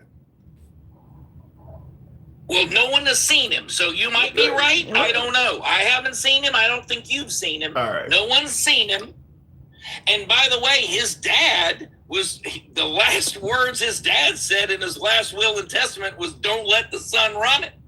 So, they got issues. All right, I got to move it on, but you got a real optimistic prediction. I hope it comes true. I don't feel confident about that whatsoever. I don't think you do, Hope. No. I think you, Travelman, all you Democrats love to hate on Trump. And you can't hate on Trump when he's putting food in your mouth and he's putting money in your pocket and he's putting gas in your car. Gangsta grandma suggests he's putting dick in our mouths. I gotta go. Thank you for coming through. Who is going to victimize you if it isn't President Trump? If y'all have to lose your TDS, where is your victimization going to come from, Tim? I'll leave it at that. Moving on with the program, tap the screen, get us up to 60,000. He says that Trump, you guys, look, I'm going to be honest with you. There are people that hate Trump. You call it TDS, whatever you want to call it. But fact is, Trump, it's not like Trump is hard to hate. I mean, he's constantly on the attack. He made it clear his presidency was going to be about retribution. He don't make himself hard to hate. It's not like you're sitting there hating on a newborn kitten. I mean, this is somebody that is constantly involved in fights. So he's not hard to hate. I just want to point that out. Tap the screen, help your boy out with the hat and mustache, TikTok cap goal, if you will. Get us up to 60,000. Tap the screen. Smash that like button if you're watching on YouTube. Helps out the algorithm as always. This is uncensored programming. We don't block, ban, or censor anyone. Further great. Luis Miguel, appreciate that. Thank you very much. Tim, his news is terrible. Well, if Trump gets the gas prices down to $1 and something a gallon, by the end of this month, as he suggested, Trump might just win in the midterms. That would be a hell of an accomplishment. But anyway, folks, tap the screen, get the likes on up to 60,000 if you're watching us on TikTok. By the way, if you're watching us on Instagram, Substack, or TikTok, follow the program. You're watching us on YouTube, give your boy a sub. We're here most weekdays. We are MAGA friendly. Liberals are welcome on the program as well. We don't block, ban, or censor anyone for their commentary. You can be critical of anybody on this program, including yours truly. Political affiliation be damned. We don't mind what your political affiliation is. We don't limit your time or direct how you should speak because you got a different political affiliation. It's all about free speech here. Cody Like says the nuke part came from Iran. Never I've seen that. I want to make sure I read these super chats. Cody Likes, thank you very much. The UK socialized healthcare takes months to process patients, in many cases being fatal to the patient. Well, I'm not suggesting that the UK socialized healthcare is great, but you're saying their healthcare takes months to process patients. What about those in America that have no healthcare at all? That takes more than months. That means it's infinite. Just like in America, in the UK, if you got a medical emergency, you can go to the ER. The problem with America, though, is you don't get preventative care. You can't go into, like, say, an urgent care center in America if you don't have health care. You only can go in ERs when there is a serious issue wrong with you. And all the ER is going to do is stabilize you and send you out. So even if it takes months in the UK, that's still actually better than in America, where if you don't have health care, you don't get that treatment at all. I mean, like, let's say you needed a knee replacement in the United States. Without health care, you're not getting that. You're going to, you may get prescriptions for morphine or something to deal with it, but you're not going to get the knee replacement at all. If you don't have health insurance, they're not going to give it to you. So you certainly want to be dealing with a system that's slow versus one that's not giving it to you at all. Simple as that. In the comments, I think this says Mr. G says, MAGA ain't shit. Says, now suddenly gas and eggs aren't a factor anymore. It's your patriotic duty to pay more. Damn. If you can't afford it, suck it up. Goalposts gone. And that is true, that the complaints about grocery prices under Biden have suddenly subsided under Trump by MAGA, even though grocery prices have not really come down of any significance at all. Under Biden, folks were suggesting that grocery prices were so stifling, people could barely afford to eat. Suddenly Trump is in control and people can instantly find a way for short-term pain for long-term gain. They just suddenly found strength to hold on more. Miss Portia says you can go to urgent care. Not everywhere you can. I haven't heard that. If you don't have health insurance, you can't walk in and see it. There's a whole bunch of things you can't do. If let's say you're a diabetic and you have no health insurance, are they going to give you all of the equipment and prescriptions and all that for free? You're not going to get any of that. Now, if you go into a diabetic coma or you're losing your vision or something, yeah, you can walk in the ER and they'll treat you and stabilize you. But there's all sorts of preventative care that if you don't have insurance, you're not going to get.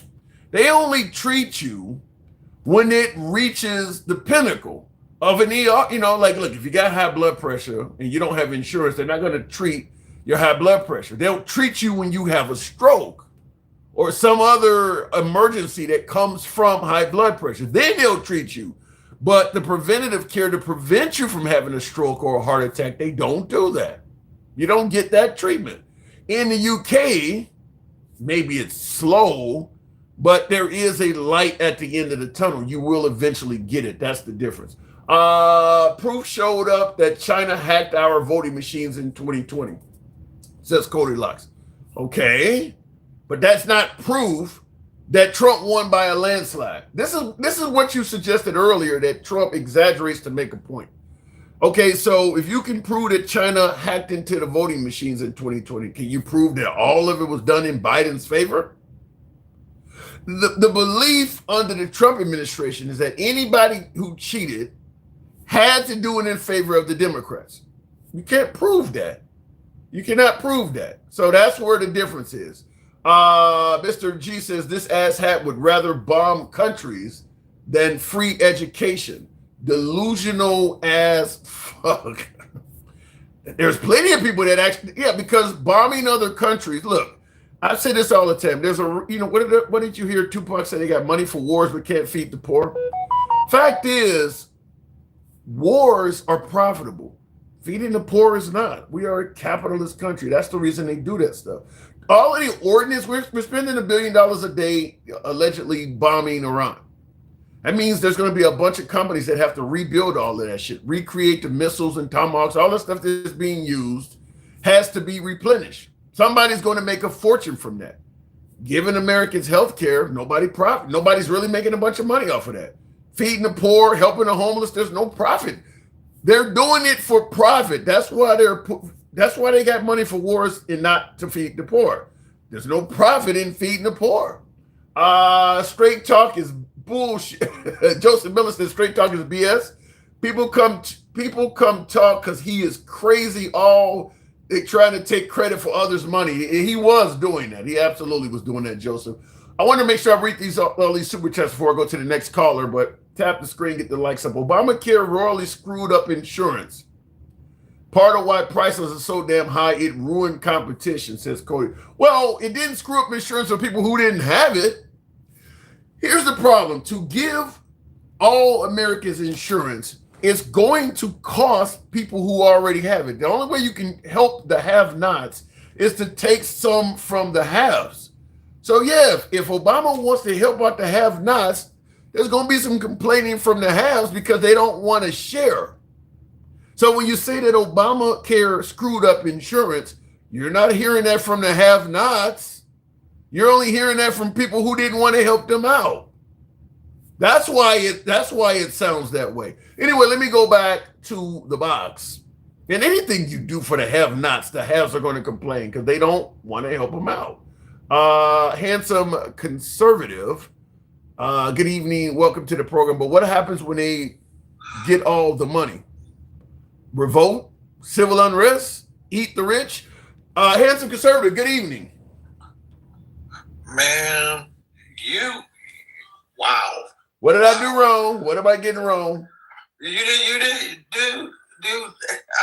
put me in these positions. I have to actually come up here and defend straight talk commerce. And before you do, I just want to answer one of my Evil Be by Boo. You said I'm buffering on YouTube. I just noticed my Wi-Fi wasn't turned on, so I apologize. Wi-Fi is on that device. It was on 5G or whatever, so that should clear it up. You're defending straight talk. What say you? I have to. You didn't leave me any choice at all, man. In what manner? Listen, if he was not up in your box saying the things that he says, okay, right or wrong, if he wasn't up in your box saying the things that he said, you would not get that galaxy from that paranoid Democrat to jump up and start screaming at him and calling him a whitey or some shit like that. He supports you. He don't know. Hold on.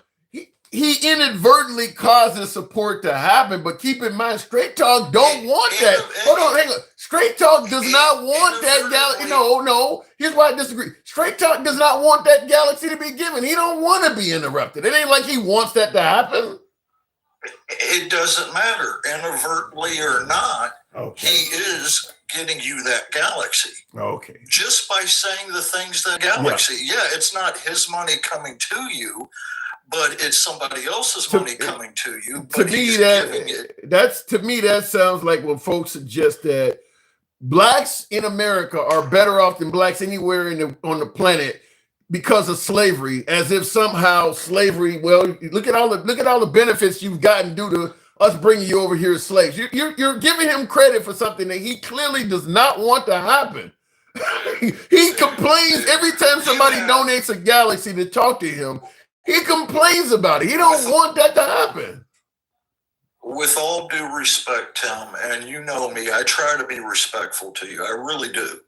But with all due respect, you have such few Republicans, conservatives that come to your show that if we weren't here, your pay would be a lot less. I don't know about that. It would just be one talking point. Possible, but I do make it clear that conservatives can speak freely. Keep in mind the galaxies that you're giving him credit for. We only started that about a month and a half ago. I've been talking to Straight Talk, and there were no galaxies coming in, and he still was not supporting the program for months before that.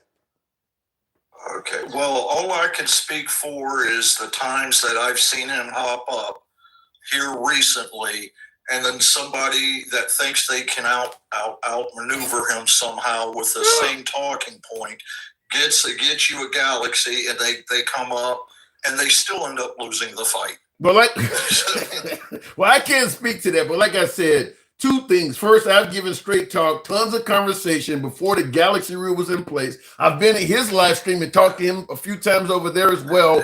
And go ahead.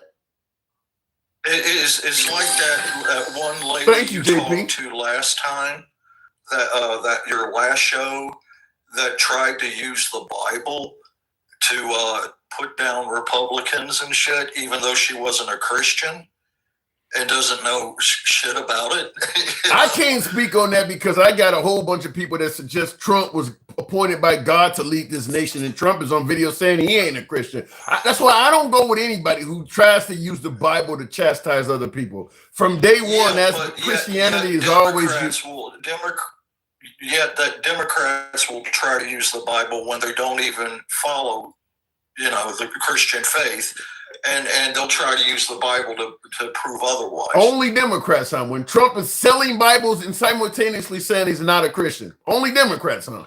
Well, first of all, I never said Trump selling a Bible was the right thing to do. And no, you said only Democrats. You said only Democrats. He's not a Democrat. To use it on your show, Tim. On your show. On my show. Okay, so now you're limited. Okay, so on my show that happens. Okay, now I get it. I had to figure out where you were going with that. All right. Look, it doesn't matter, man. What's your topic today? I'll be more than happy to discuss whatever you want to discuss. Okay. We can talk about slavery, abortion. We can talk about Trump winning the next election. What do you want? Well, that ain't gonna happen. But I do wanna give you. Remember when we went into Iran, the whole thing. In addition to stopping them from becoming a nuclear power, we were going to help them take their country back if they rose up against the Ayatollah. Remember when we were going to help liberate the Iranian people? Yeah, I remember seeing videos of the Iranian people protesting in the street, asking for help. Right, and we were indicating that what Trump was doing was good because we were helping free them. Right. I want you to their leadership back to the Stone Age. How are you going? Okay, if you're going to, so you're saying if we bomb them back to the Stone Age, they'll be liberated? No, I'm saying we took out the Ayatollah and what does that got to do with Stone Age? I think it was like 47. Okay, you took out. What does taking out 47 people have to do with putting the whole country back into the Stone Age, though? Well, if you take out the nuts, then they have to re-elect somebody else, right? Get a whole new. If you take out the nuts in America, you have to take the whole country back to the Stone Age to do that?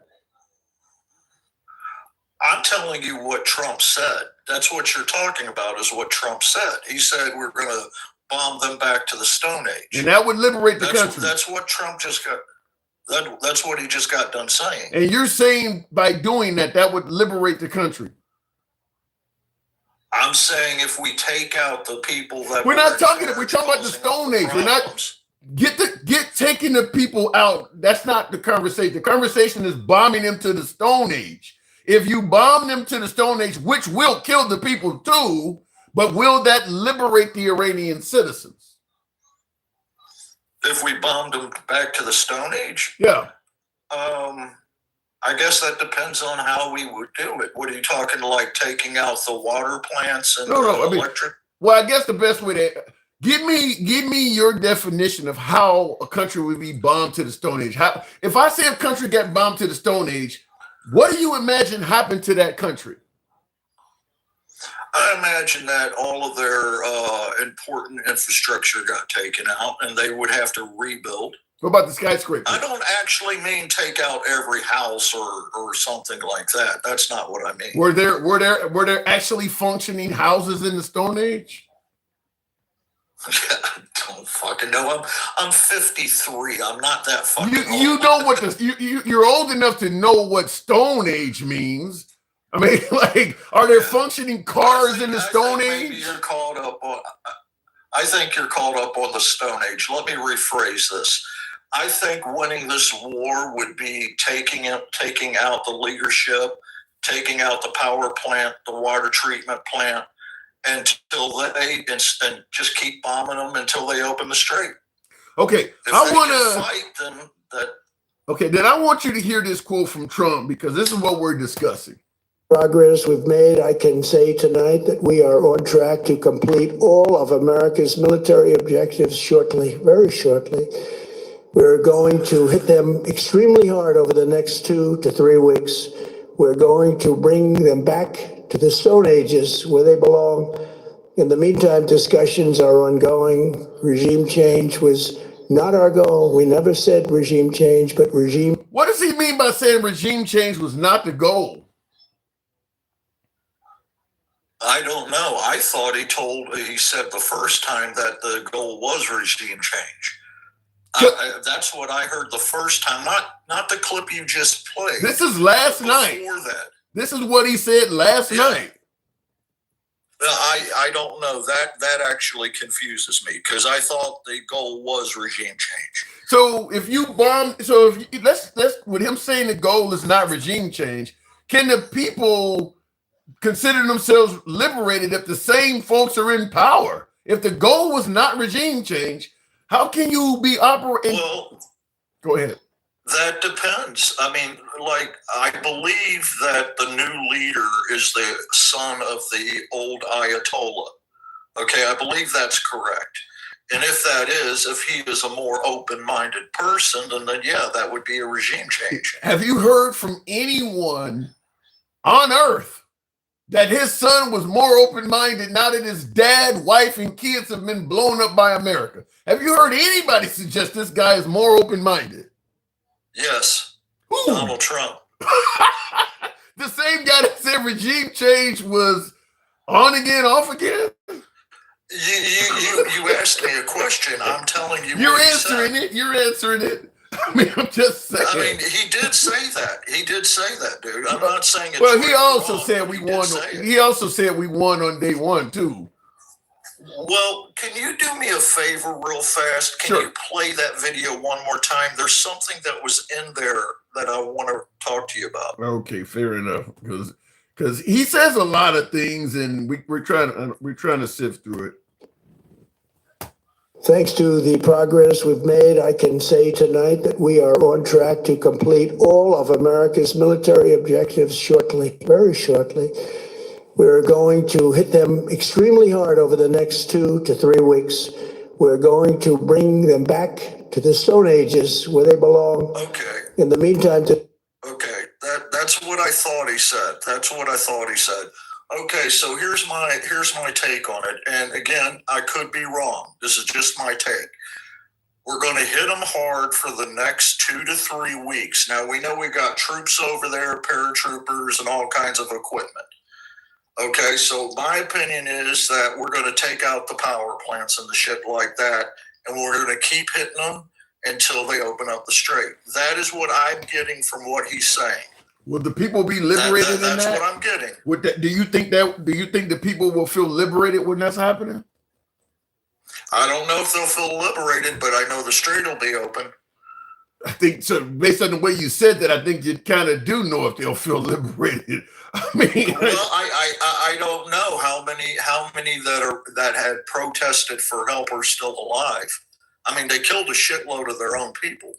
Well, let's not forget that. I mean, so we stopped them from killing their own people and decided we'll take over from here. Yeah, we took over and took out the leadership.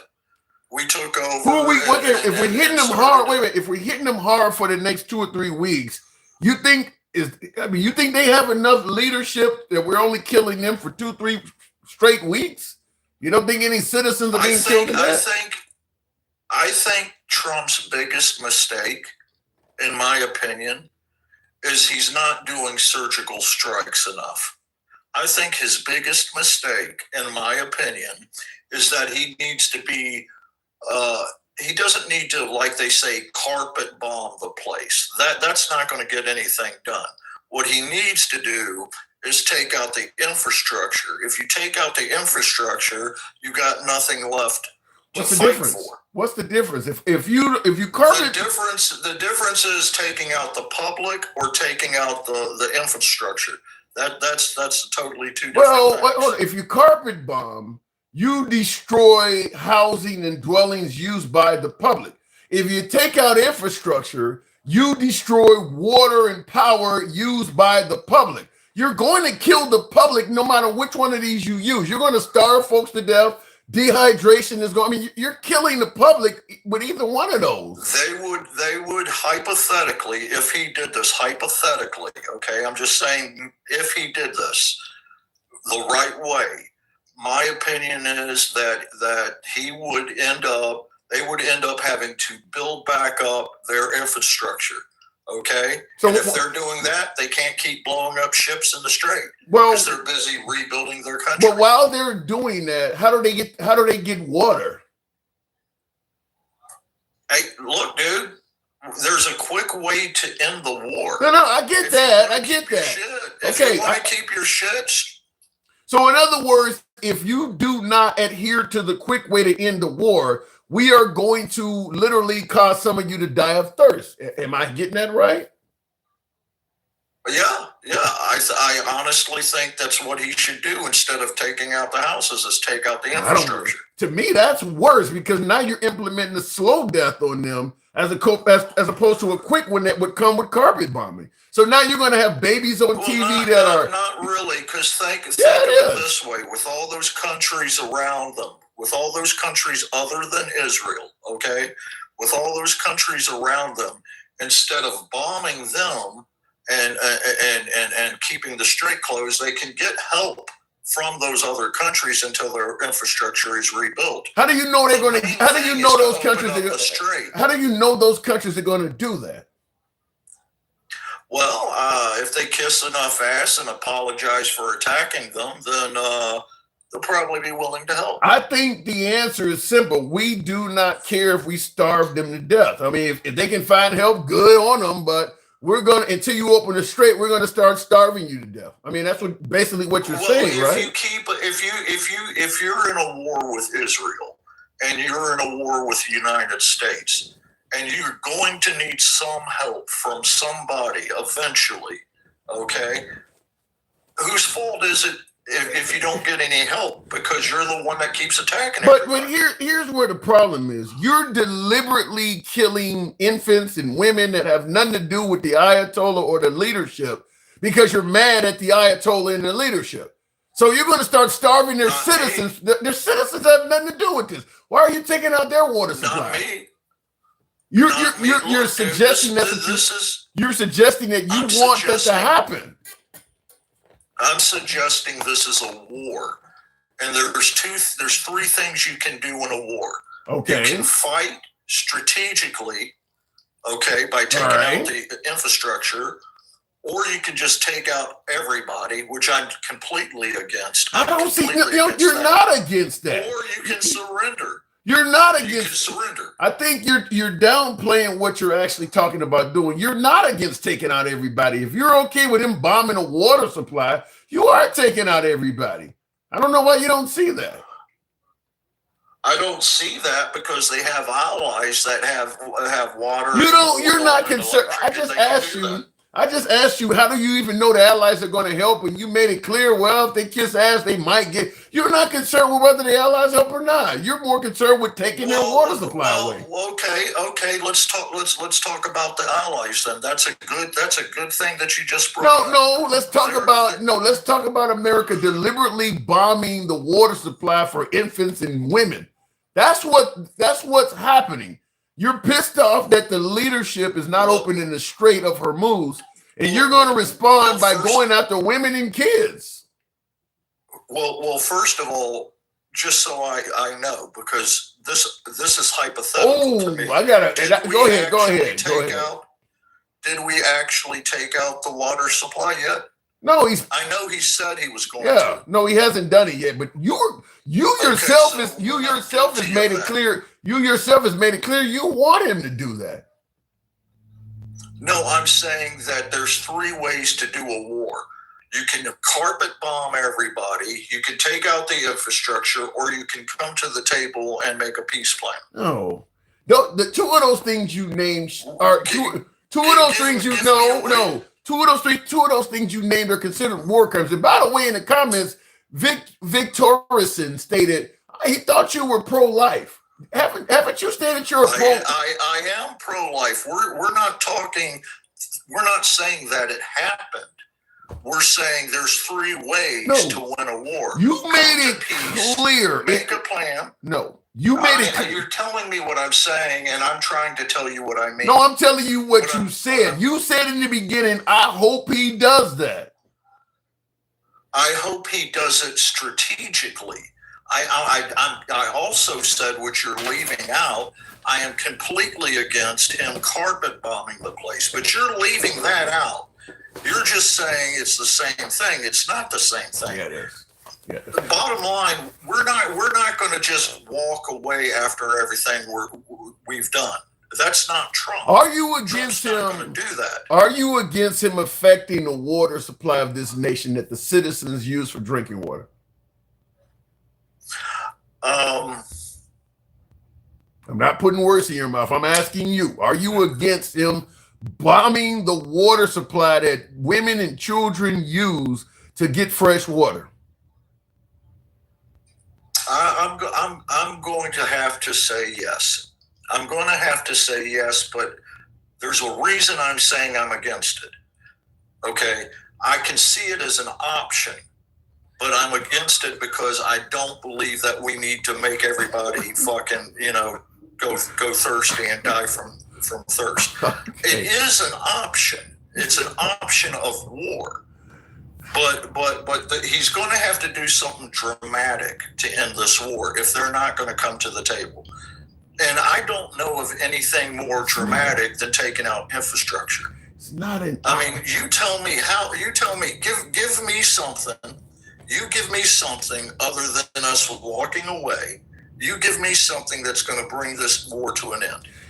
Teach me. Here's the problem. How on earth can we suggest they don't care about their country to the point where they've killed 60,000 protesters, but at the same time believe, well, if we bomb their water supply, they'll care enough about these people that they'll open up the strait.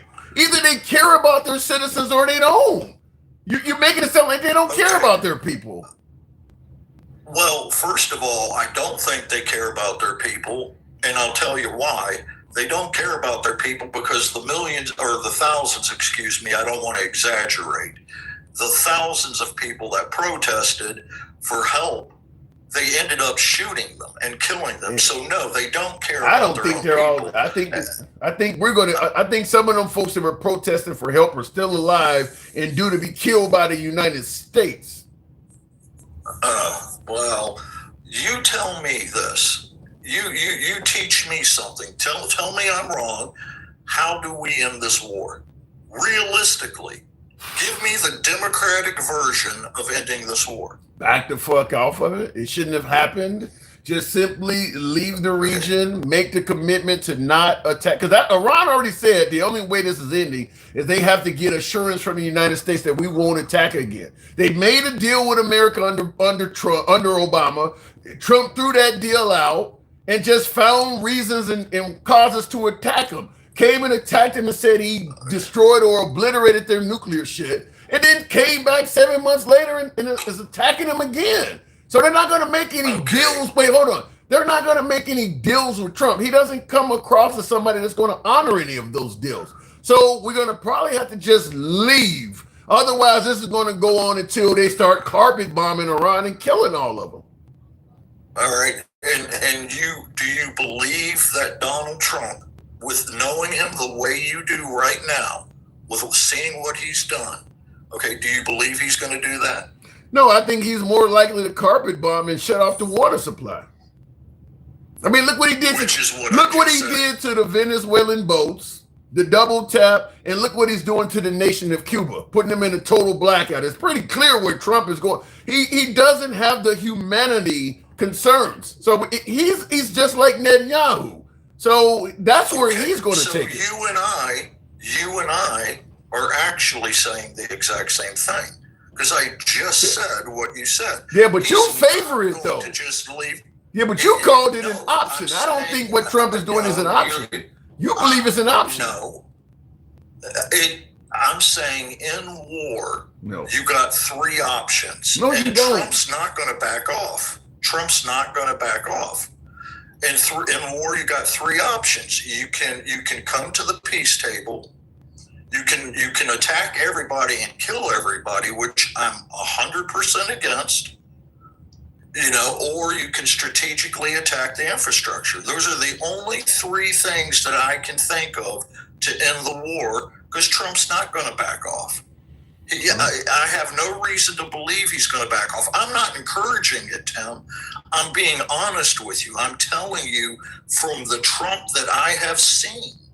Yeah. This is what's going to happen. I don't totally I got to move it on, conservative. I don't totally disagree with that. It will be a stain on our history, and it will be this conflict will go on a lot longer than what Trump originally stated and what he's updated and is stating now. He said about 2 to 4 weeks in the beginning. He has since doubled that time. It's going to take a long time to get Iran as soft as he's trying to get them. That ain't going to happen in two weeks or so. Let me just say this one thing, because I know you got to go.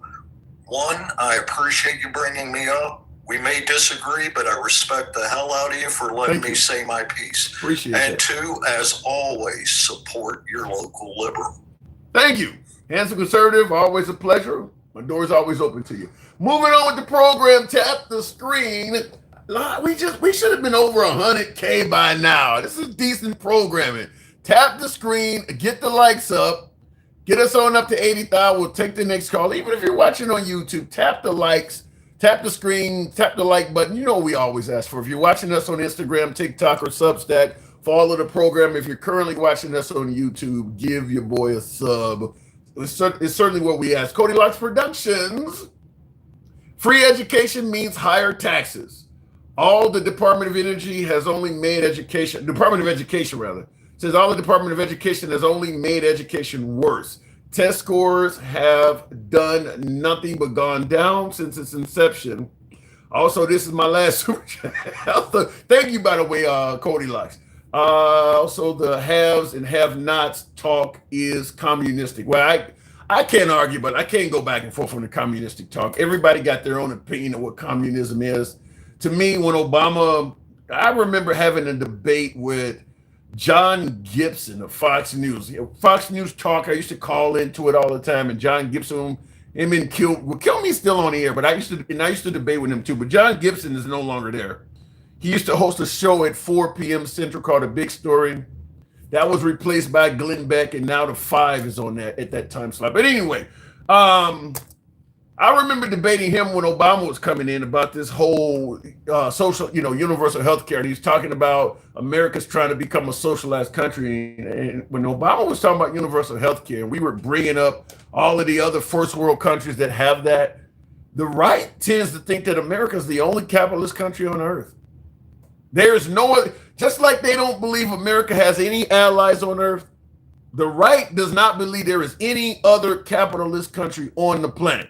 We are the only capitalist country because they offer all of those entitlements that we do not. Therefore, they're not capitalist countries. I don't understand the mindset, but that was one of the things I was telling him on. I'm like, none of you guys believe that Canada is a capitalist country or the UK.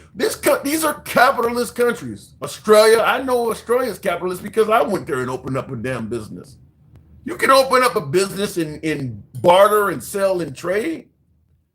But yeah, the right tends to think that America is the only capitalist country on earth. Everybody else is socialist, communist, fascist, and all these other ISTs.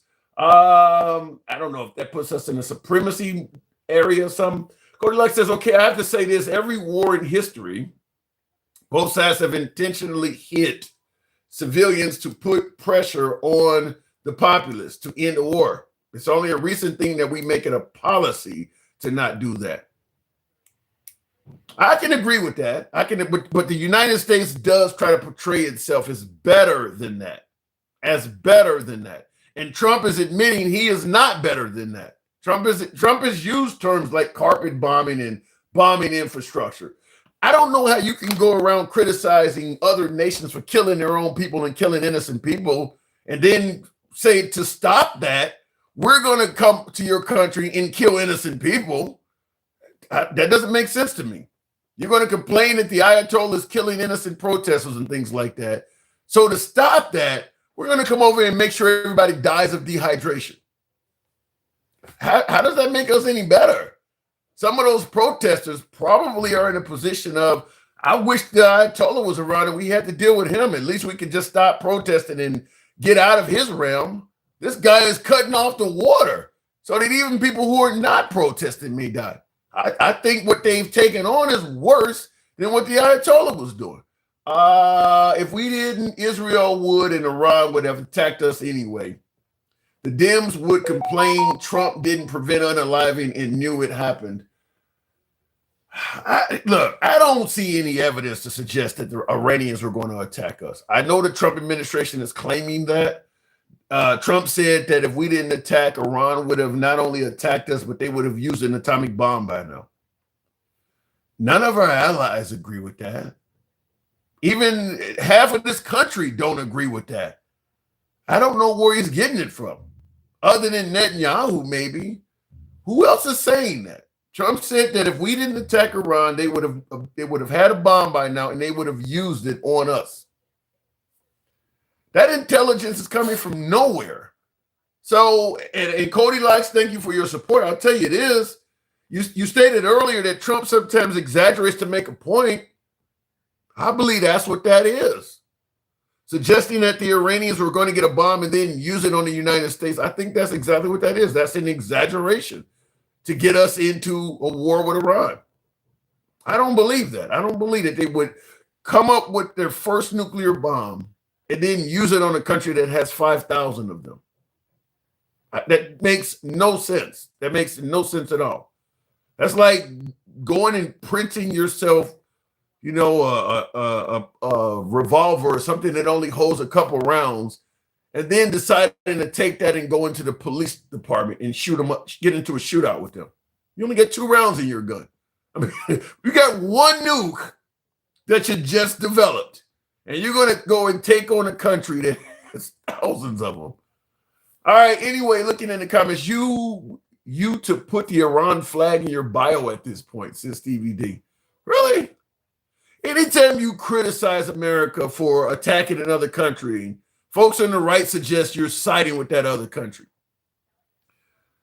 I just tend to believe that being a patriot does not mean blindly following the direction of your leadership. If you believe the country is doing something wrong, you should be able to criticize that without being accused of siding with the enemy. I mean, we, like for instance, under the Bush administration, they were waterboarding folks. And there were Americans, predominantly Democrats, that were critical of Bush saying that torture was okay, which was also considered a violation of the Geneva Convention at that time. And once again, the right was suggesting that any Democrat that speaks out against America waterboarding a alleged terrorist, they were siding with the Iraqis. Based on that mindset, it should be obvious why a lot of folks blindly follow Trump. Because there are folks on the right that do believe you should blindly follow what your nation is doing. I just don't agree with that. If that makes me a far lefty, which I don't consider myself to be, but if that does, I'll have to take that. I do believe you should be to criticize your country if you believe it's doing wrong. You shouldn't have to blindly follow your nation like that. James Harper, you all disagree with everything America does unless a Dem is doing it. And vice versa, Cedric. I don't recall you guys stating how much you agreed that Obama or Biden was doing. Vice versa. You guys criticized Obama was securing the border, and you were calling him the deporter in chief. You guys were insulting him when he was doing that. So it works both ways. You guys were literally criticizing the Democrats for doing something you now admit you wanted to be done. Securing the border, deporting folks that don't belong here. So it happens both ways. James, good evening. What's going on? Not much at all. As you can tell, I've been in the trenches today, but how do you feel about getting the Strait of Hormuz back up and running by bombing the infrastructure of Iran? Water supply, the electricity, so the country's in the dark. What say you? It's a war crime, Tim. We signed the Geneva Convention, which prohibits that. And to answer Stevie D, Obama had a deal that was working. Trump made that fire by getting rid of that deal. We're all in this because of Trump. What part of that don't you understand? You know, I will say this, because Trump does claim, and I think he said it last night, that Obama was giving piles of cash to Iran. I really wish, in effort to make that point more clear, he provided proof that the Iranians were not following the deal. Because MAGA, my beloved MAGA, they do believe that the Iranians were not following the deal made with Iran. They believe it was a dumb deal to begin with. But hold on, Tim. You just said that Obama gave money to Iran. That's what Trump says. If giving money to Iran was so bad, why did he lift the sanctions on them? Wait, say that again? If giving money to Iran was so bad, why did Trump lift the sanctions on them? Well, why did Trump lift the sanctions on Iran? Yeah, for them to be able to remember. That was one of the things he said. We're going to lift the sanctions so that they can sell their oil. And that was like one of the solutions to try and make everything better. I can't explain away Trump. I mean, because Tim, just admit it. It's asinine. That's what it was. Yeah, I mean, like for instance, him now saying, which I just played for my last caller, him saying regime change was never in the cards. I mean, which was a blatant lie. Not only did he say, not only did he lie, that was a blatant lie. Yeah, and not only did he say, not only was he talking about regime change, he made it clear he wanted to be part of who was appointed.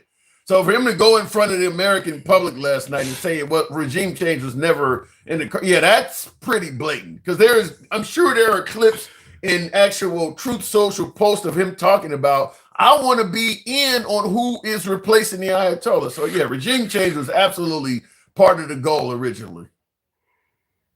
Yeah, that was crazy. And then what makes it worse, you can't even go off of what MAGA says, because remember, when Obama was in and when Biden was in, they swore up and down, oh, you guys are soft on Russia. You guys are soft on Russia.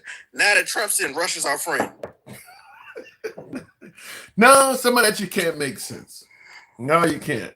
I mean, and Trump is really soft on Russia. Trump is probably the softest on Russia out of any Democrat or Republican president in our lifetime. He's really soft on Russia. When everybody was saying before he got in, Trump is going to be an ally to Russia. He's going to be giving them all types of shit. Didn't he? Not only did he lift the sanctions on Iran, why would he lift sanctions on Russia? What does Russia have to do with what's going on in there that you would lift the sanctions? I don't know, but the people in Europe are pissed off about it because it's helping out in the war against the Ukrainians. I mean, Zelensky's not happy about that at all. Trump has certainly been more favorable to Russia in that war than he has been to Zelensky and the Ukrainians. I mean, like I said, there's no explanation for that I know of. But see, you're right. There is no explanation because remember, we said that the Russians were communists and communists were our enemy. So how in the hell did Russia become our friend and Ukraine became the enemy? Maybe they're not our friends. Maybe there is some method to the madness. Cody Locke's production says temporary restrictions lift equals in negotiation. So in other words, perhaps they lifted the sanctions on Russia because Trump may be negotiating with Putin to end the war with Ukraine. Where did he say that they doing any negotiations? I'm just reading what's written. I'm just telling you. You see how they just make shit up? I'm just reading what's written. That's all I'm doing. I haven't heard that. I have not heard that Trump is negotiating with Russia at all. I have not heard that. He's not doing shit. And then every time he talk about that he's in negotiations with somebody, every negotiation that we've ever heard, like the points of it, has something to do with him trying to get something out of that country just to be at the table. Well, maybe, he did campaign on ending the Russian-Ukraine war. He said in 24 hours, but maybe he does want that to go on his record. So maybe he is using the back channels to negotiate. Name any type of negotiation where the negotiation involves the negotiator taking money from either side of the people that they're negotiating from. How is he taking money? In what way? Because he wanted the mineral rights from Ukraine.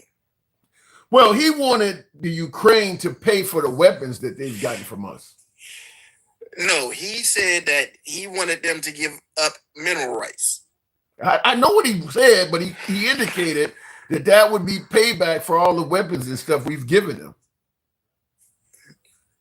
That would, and how long would they give us the mineral rights to get back the money that we left off and giving them weapons? Until he feels, until he feels in his bones that they've repaid their debt.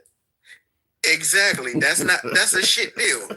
This supposed to be like the guy who's the master of negotiation, the writer of the art of the deal, but he can't even make the goddamn deal to save his fucking life.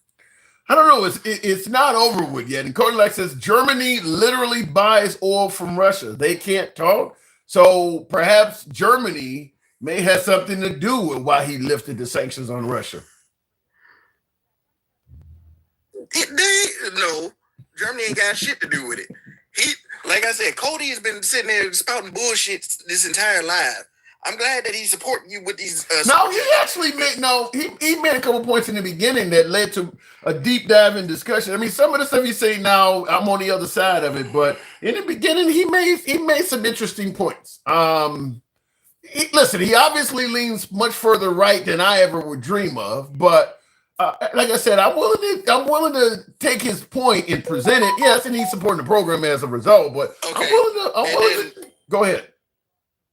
One thing I wanted to do, like, I wish you'd have brought me up right behind Straight Talks instead of bringing up Handsome Conservative, because the amount of bullshit that man spoke before you finally got him off.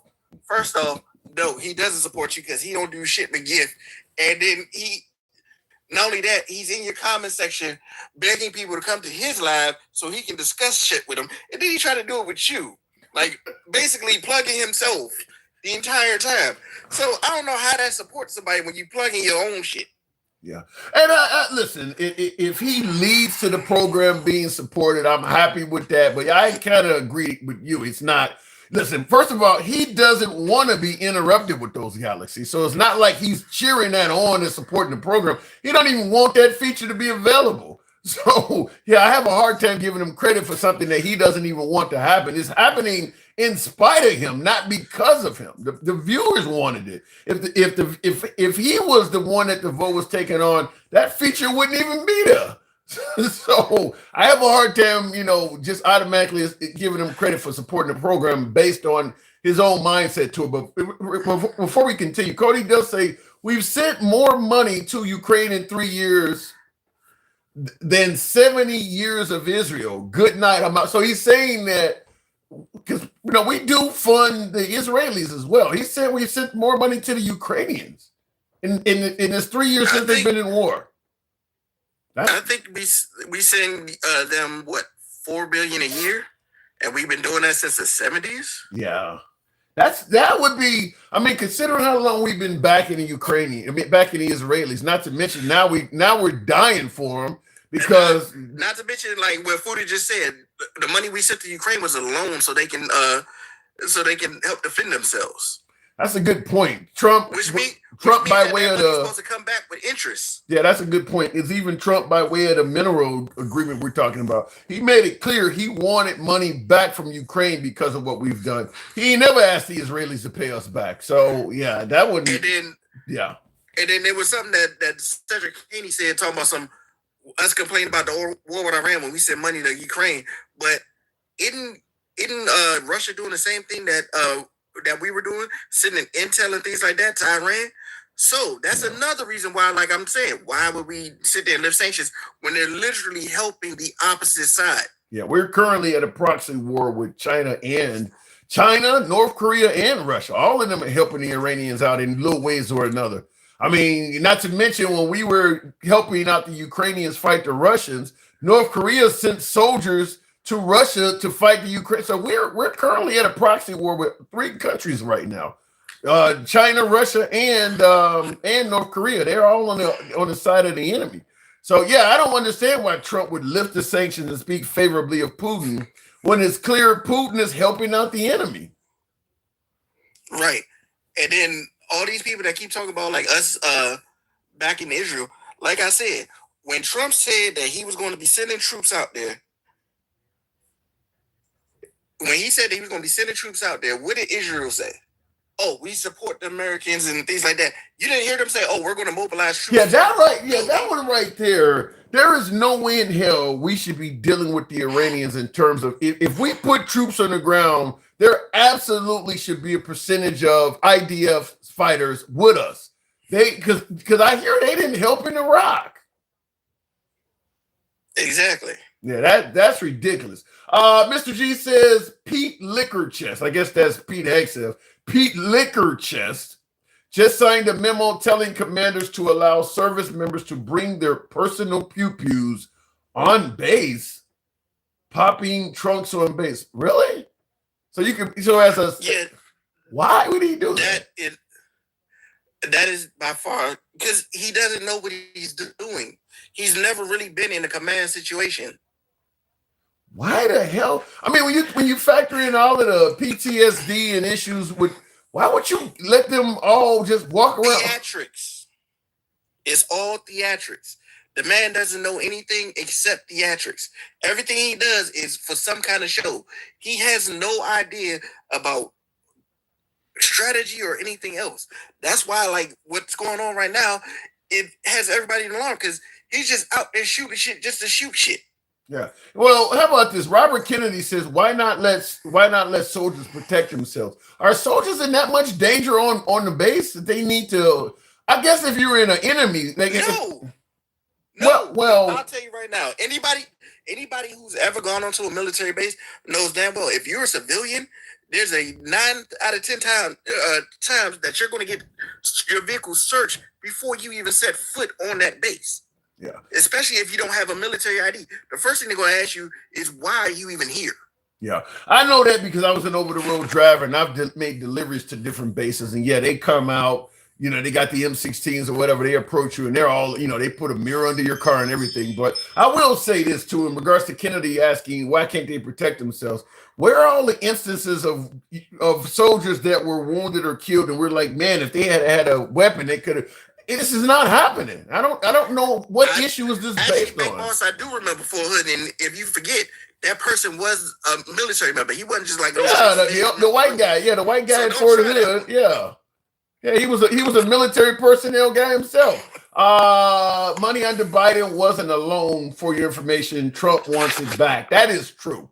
Biden was not expecting the Ukrainians. See, that's Cody Locks. He's right about that. The help that Biden was giving the Ukrainians, we weren't expecting it back. It wasn't until Trump, because Trump didn't like Zelensky. If Trump was president in 2020, when that war broke out, Ukraine would have been already overrun because we were not going to help the Ukrainians out at all under Trump. So, but he's right though, under Biden, that was not a loan. Trump tried to use Zelensky. That's why he don't like it. Zelensky, all that stuff that came out. Remember when he got impeached about the perfect phone call? The perfect phone call. Yeah, that's why he's so upset with Zelensky, because he got embarrassed. Yeah, and remember, he's also trying to be buddy with Putin. Yeah. If Trump had been in office when Russia attacked the Ukraine, that war would be done already, because we would never have given them intelligence. We would never have given them javelins and all of that shit to shoot down helicopters. They would have lost. I mean, they would have lost fairly quick because our assistance, and not to mention Trump would have probably stopped NATO from helping them. I mean, he would have interfered. Not only would we not help them, he would have interfered with NATO helping them. They would have lost that by now. Exactly. And this is what I'm going to tell all of MAGA. Trump has done more harm to the U.S. than any of our enemies beforehand. Wait a minute, you got to explain. How do you come to that conclusion? He's alienated us from all our allies. He's hurt a lot of our business, a lot of our trade import and export deals. Right now, like, our gas is high, unemployment is high. He's gutted all our oversight. Right now, like, a lot of shit is going bad. And this is just this term. Well, we got 2.5 more years of him. I mean, can he correct some of this? Tim, the recession didn't do this much to us in that span of time. Well, the man has his own agenda. Like I says, Biden had quid pro quo gun with Ukraine oil company. Well, that part is allegations. I'll give you the first part, but where Biden wasn't expecting repayment. But quid pro quo, where? Yeah, that's all of the 10%. He said that because he's talking about quid pro quo. What has Trump done? Yeah.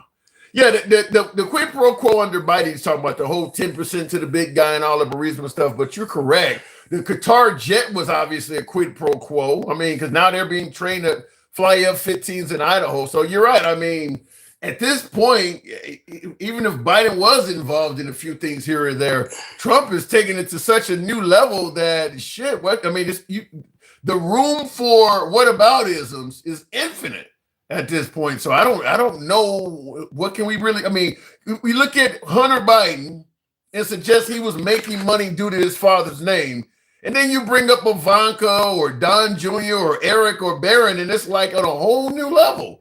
So the whataboutisms are, you can take them in an infinite amount of directions at this point. Right. And then you got straight talk talking about something is better than 4 years. No, the fuck it's not. It ain't better than Obama or when Biden was in. And Biden was coming from a damn pandemic. Depends on who you ask to. But James, it depends on who. MAGA absolutely believes the country is doing better right now than the 4 years under Biden. Gas is way up because of his actions. Normally you would say, oh, the president doesn't have control. But his direct actions cause these issues that we're having now on everything.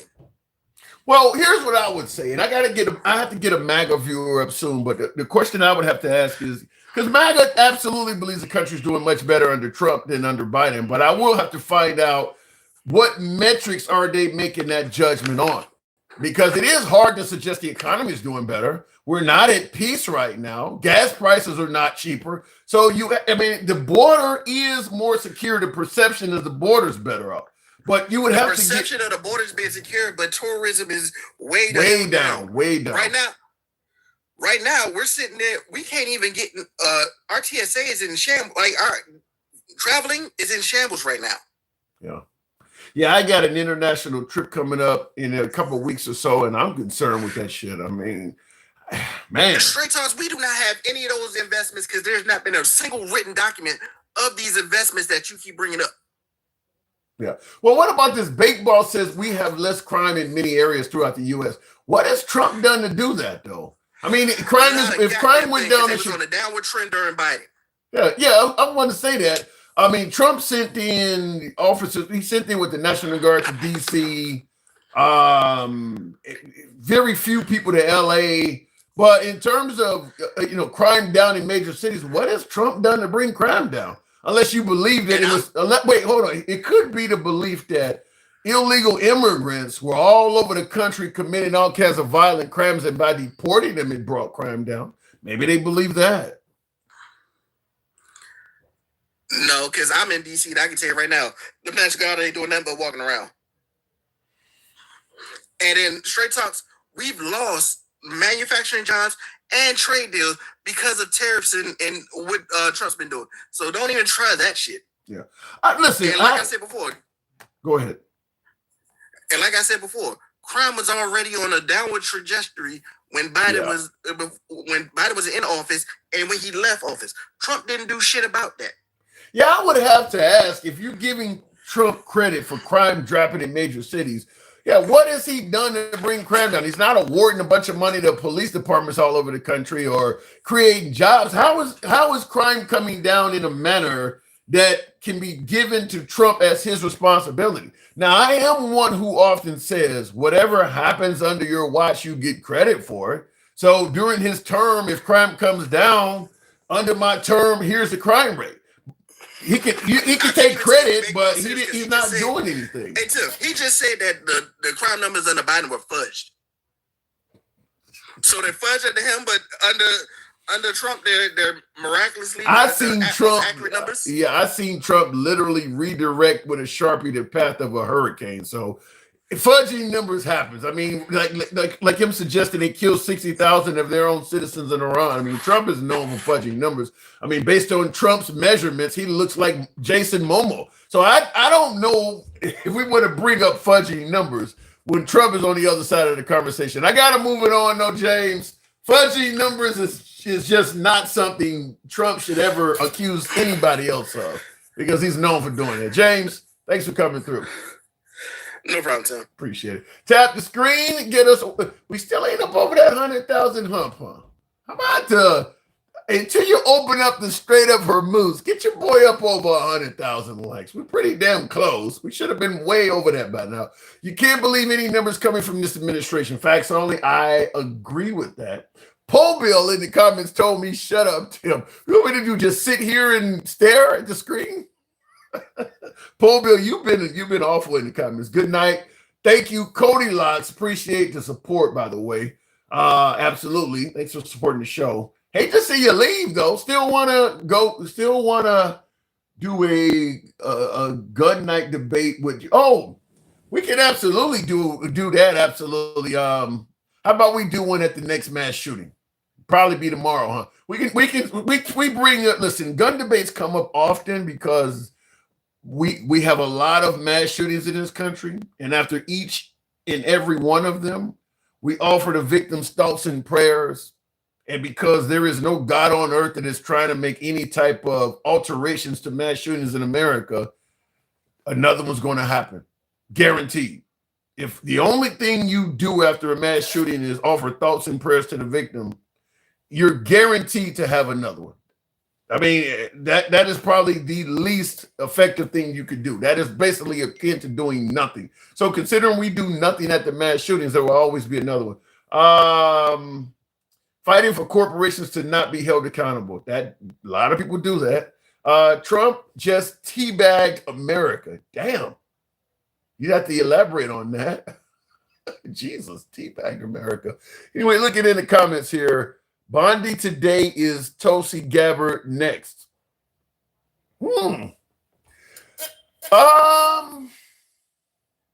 She is against the war in Iran.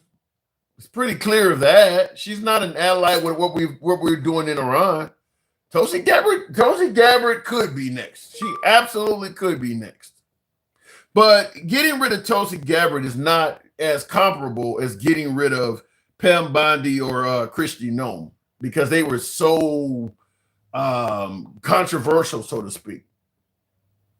So, but Tulsi Gabbard could be next. She absolutely. I mean, he's actually kept a lot more, what do you want to call it, consistency through this administration than his first administration. Far less people have been fired. But it's probably because, for the most part, their voices have been silent. The amount of loyalty he has in this administration is probably 100 times greater than it was in his first administration. If we had the same loyalty in his first administration, let's compare J.D. Vance and Mike Pence, both VPs. J.D. Vance would have refused to certify the 2020 election as Trump requested. He would have done that. So Mike Pence, however, and he stated that he did attempt to do it, but he checked with his attorneys and they told him, if you adhere to Trump's wishes and you don't certify this election, you're going to have court cases for the rest of your life. J.D. Vance would have been like, well, he'll give me a pardon or whatever, and he would have done it. So J.D. Vance's legacy is going to be a little bit different than Mike Pence's, in my opinion. In fact, I think most members of the Trump administration this go round, are going to have a hell of a different legacy than the members of his, like Pam Bondi. Who was Pam Bondi on his first administration? Was it Attorney General Barr. Barr's reputation, for the most part, didn't get altered as much. My guess is Pam Bondi will probably be trying to dodge charges of some type. Now, Trump can pardon these folks, but he can't pardon folks for state crimes. And you probably can be sure that some state crimes were committed, whether it's by ICE, whether it's by justice officials. They probably violated some state crimes as well. We'll see. Just understand, just like Pam Bondi can finagle the law and Trump can use loopholes, Democrats can do that too. So expect, once the Democrats are in power, they're going to find local and city and state crimes that members of the Trump administration committed. Whether it's quid pro quo and taking money deals, there's probably some state violations in there. You just gotta have savvy enough attorneys to figure it out. Just like the savvy attorneys have been able to figure out ways of getting Trump, to defeat all the cases against him. They're going to find ways that most of them folks that are on the Trump administration, particularly the most outspoken ones, they're going to find ways to put state charges on some of those folks. E-commerce guy says, you plan on crying for the next 2 years, don't you? No, because look, regardless of what side of the aisle's in power, we have a show here. In fact, Trump probably provides more content than any liberal could dream of. So there's not going to be any crying from President Trump. However, I don't expect to cry for the next 2 years because I don't expect Trump to do very well in the midterms. Listen, I'll give you my speculation. You can totally disagree with this, and I'm speaking directly to my beloved MAGA in particular. By the way, tap the screen, get the likes up over 100,000. We can make that happen. Smash that like button if you're watching on YouTube. We don't block, ban, or censor anyone here. This is free speech. You can be critical of anybody, including me. It's all about free speech here. Left of Bernie Sanders, so I'm having dinner with Q. That's how our conversations go. But this is just my own personal opinion, my own speculation. You can disagree without any issue here, but I don't believe Trump will do well in Congress or the Senate in the midterms. The only way I think Trump has a chance is the Save America Act, because I don't believe the execution of the Save America Act will be conducive to a free and fair election. I don't believe it's about stopping illegal immigrants from voting. I believe it goes way beyond that. I believe it's more about limiting or disincentivizing legitimate American citizens from casting ballots. So the Save America Act could be Trump's savior. It could help him. But outside of the Save America Act, the polls just do not show optimism for Trump in November. Now, if it goes the way Straight Talk mentioned, gas prices drop down to $1.90 a gallon by the end of this month, and the economy gets back on par, and it's like that from, let's say, May all the way to November, then Trump has a lot to run on. If he can get gas down, like Straight Talk said, let's say $2.50 a gallon or under, and that starts in May or early June, and that lasts all the way until the midterms, where he can brag about gas prices are down. The Strait of Hormuz would obviously be open. Iran would obviously be a much weaker threat to the United States.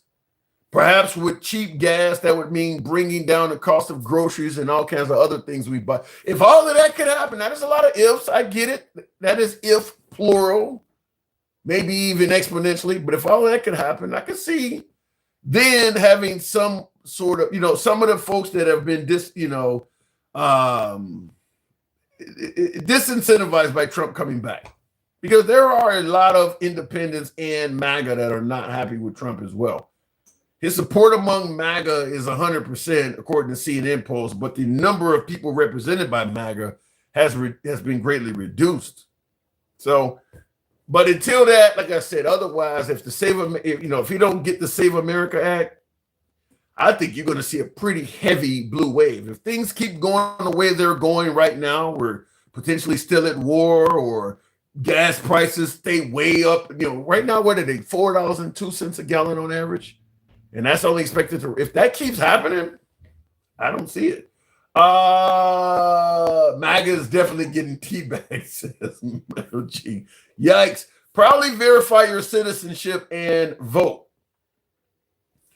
Look, before are we at 100,000? Tap the screen, get us over that hump. We'll take the next caller. I'll just tell you this. I don't like the Save America Act. I agree with the ID. I don't think there's any reason for a full-grown ass adult not to have an ID. I'm 100% behind requiring an ID to vote. Citizenship, I'm not. Because I do believe the government already knows who are citizens and who are not. I don't think you should have to tell them you're a citizen. I think they already know it. You give them your name and your social security number, and they can quickly punch into any computer and find out if you're a citizen or not. You got an ID with your picture on the front of it. Just like look, at the end of the day, you can create a fake birth certificate. You can create fake documents at any level. Eventually, you're going to have to trust a person, no matter what they present to you. It can be, there are fake passports out there in circulation. Anything can be created. The problem is, though, there's not that many people eager to do this just to cast a ballot. People are not creating fake IDs. Now, they may create a fake ID to get a job or to drive a car or to buy alcohol or buy cigarettes. Ain't nobody doing that shit to vote. It's just not any great numbers of folks willing to go out and create a fake ID to cast one vote. The cost versus reward is astronomically, the disparity is insane. You're going to cast one vote. And if you get caught, you could do, 5 years in prison? That's a felony. You're going to take all of that risk to cast one vote. I just don't believe people are going to do that. You're going to go out and create a fake ID or a fake passport, fake birth certificate, fake all these documents to cast one vote. I don't see it. Anyway, let me go back to the box. The world is crashing. Why is that? Why would the world be crashing? Somebody let me know that. MAGA reacts. People don't do this and never did. Yeah, to me, if folks were creating so many fake IDs, you would be catching them. The fact that they can't give you a Lincoln rally of that, they can find any illegal immigrant that's going out and committing murders or rapes or robberies. You don't hear them catching anybody using a fake ID that's an illegal immigrant. There's got to be a reason behind that. MAGA, good evening. Hey, what's going on? Not much at all. Good to have you on, man. Good to see you. So, Trump's talking about actually bombing a water supply and all of this shit in Iran. And in suggesting that regime change was never the goal. Does it sound like the goalpost has been moved? Not really. He's been going all over the place. He said he's been saying that since 2 weeks now, and he hasn't done it. And as far as regime change, he's happy either way. Whether this regime gets their shit straight or changes to a better regime, he's good either way. But didn't he originally state that the protesters were being killed and the goal was to get them to rise up and help liberate them? Yeah, but that's not as much as we're ready to do that, they need to do their part. And but how can they gain liberation if you don't even change the regime that's killing them? Look, we need their help to change the regime. Someone needs to take over and run the country. So is regime change the goal or not? It's not the goal, but if it happens, great. If it doesn't happen, oh well. So can they get liberation from the regime that was killing them if they don't change the regime? Wait, what's up? Can they get liberation from the regime that was killing protesters if they do not change the regime? Yeah, the regime, look how much they got fucked for killing those protesters. It's one of the reasons we're there. So I know it's not the only reason, but it's a major reason. And by the way, they themselves admitted to killing 3,000 to 4,000 protesters. So if Trump says it's 30 and they say it's 3,000 or 4,000, it's probably in the middle, 10, 15,000. Wait a minute. So, but what you're saying is that we can get them liberated while keeping the regime in power? Yeah, as long as they're not getting killed and they get. Why would they stop doing it? Definitely weakened. Why would they stop doing it? Weakened, no matter what. So if the regime kills 60,000 people or 30,000 or 3,000 or whatever number you want to come up with, and you're going to leave them in power? I mean, the regime is still made up of like the people of Iran. They're still going to still be there no matter what. I'm just trying to figure out. It's like when we liberated Germany from the Nazis, a lot of the people were still around. We didn't fucking put them all in jail, just a few on top. We literally outlawed Nazis. You can't even wave a flag of that. We completely ousted it in Germany. We did more to get rid of the Nazi regime than we did the Confederates in this country. Still there. We didn't murder every Nazi there is in like that ever. Yeah, we did. What are you talking about? Entire country. But that's not true. Israel chased them all down. You could, if you were affiliated with that shit in any way, they were coming after you. If you say so. I still think a lot of them were just regular people in the country being part of their army. I don't think they all got killed. They had by the end of the Second World War, Germany had a shortage of men. Wasn't even many of them left. Well, that's the result of the war, not because we executed them all. Okay. All right. So you do believe there's hope for the Iranian people, though, with the regime still in place. Like, tomorrow could get lucky. I mean, Trump could get lucky tomorrow, and the regime just falls apart. You know? How would that happen? What do you mean? The people could finally rise up. The regime could just collapse on its own. I mean, anything could happen. What is the likelihood of something like that happening? The regime just collapses on its own. Very likely. Look what happened in fucking Syria. One day Assad was the fucking president. The next day he was fucking gone. How quickly did that shit happen? So you believe that it's very likely the regime in Iran may just fall apart on its own? I didn't say very likely. It could happen. I asked you how likely it is, and your response was very likely. No, I said it could happen, is what I said. How likely is that, though? How likely is that? I don't know how likely. I mean, with the U.S. government going now you're answering it right. Shit up. With two of the most powerful military and air forces constantly bombing them, it's very likely. But I wouldn't bet. You're going back and forth over. You didn't say very likely while actually using words. I mean, again, it's one of those things. If you're gonna force me to answer, I'm gonna lean toward it. It's not that I think it's 100%. It's just my educated guess. Okay. Because you always force me to answer, and then you're like, "Oh, we're having a conversation. I'm just asking you." Here's my answer, but I don't know. I mean, you're asking a question, and I see in the comments, Damien says, "So we're on luck now." So in other words, this might happen due to luck. I don't. Trump's been one of the luckiest motherfuckers in history. Are you kidding me? Who's been who? Trump has been so fucking lucky with everything. I don't know a luckier man than him. I don't, I somewhat agree with that. I don't think it's necessarily luck. When you got a large portion of the nation that is just going to blindly follow you no matter what you do, you're going to fare pretty well. I mean, the guy said I could take somebody out in the middle of Fifth Avenue. I mean, there was something that led him to make that statement. He said that. It wasn't his followers that got him to dodge that bullet. That's fucking luck. The followers weren't the reason he looked to the right and the fucking bullet barely missed his ear. That was fucking luck. Just there was never any attempt to take his life at all, and it was some kind of setup or conspiracy. Oh, dude, he's lucky in other ways. I mean, look at all the cases he dodged. I mean, look at everything seems to work out in his favor, and some of it just, I don't care how rich and skilled you are. It's just some of it is just luck. I don't disagree that the man is lucky, but I go back to my original statement. When you got at least a third of the country that's going to follow you no matter what, like you mentioned, the cases falling apart. Well, if you got somebody like Pam Bondi and some of these other folks that are going to just throw stuff out because you asked them to, yeah, then you're going to fare well. Imagine, it's almost like the police chief. I'm talking about the cases against them during what? When Biden. I'm talking about the cases against him when Biden was president. Yeah. Well, and that's what I'm talking about. He was able to, what Trump essentially did was ran the clock down That's why he survived those cases, not necessarily because he won.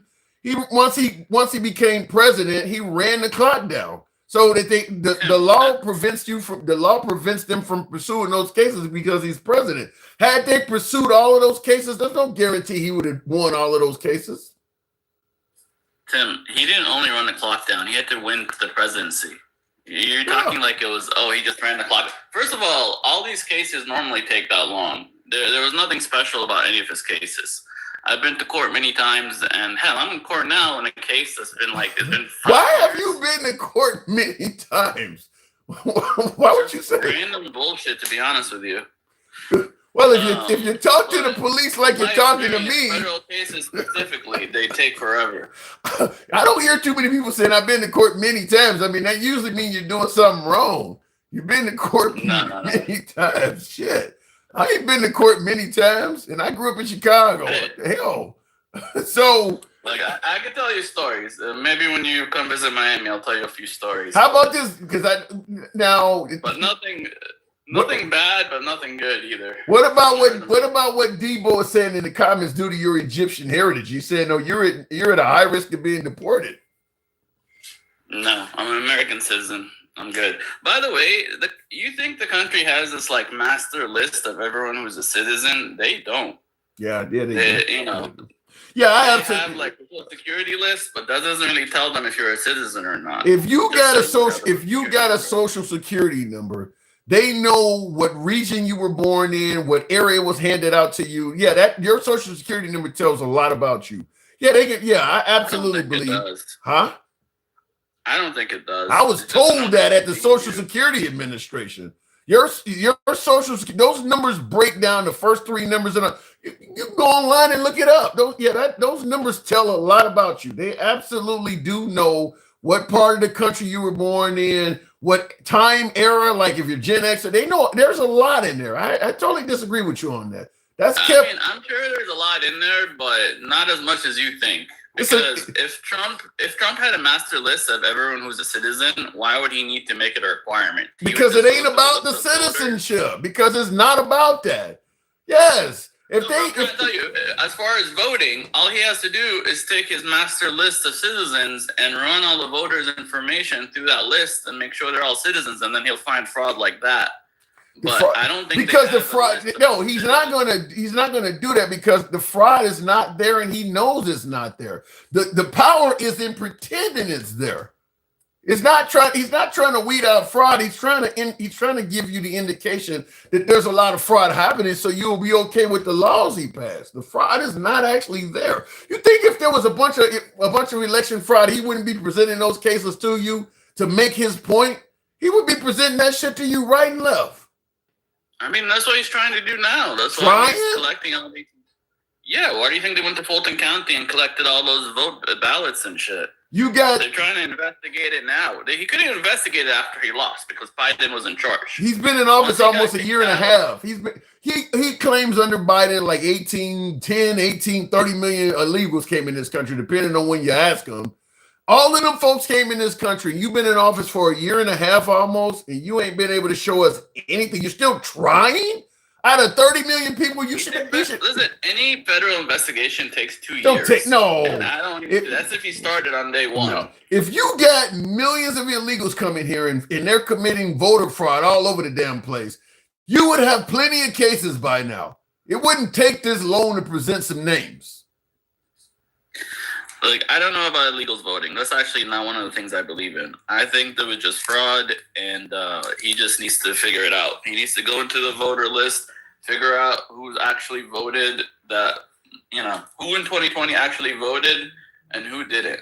Well, I think people were registered or that didn't vote. Like, say you registered to vote and you don't vote, someone could vote in your place. I think shit like that happened. Here's one thing I would also say. A bunch of homeless people and send in some mail-in ballots in their name that they didn't actually vote. Here's one thing I would also say.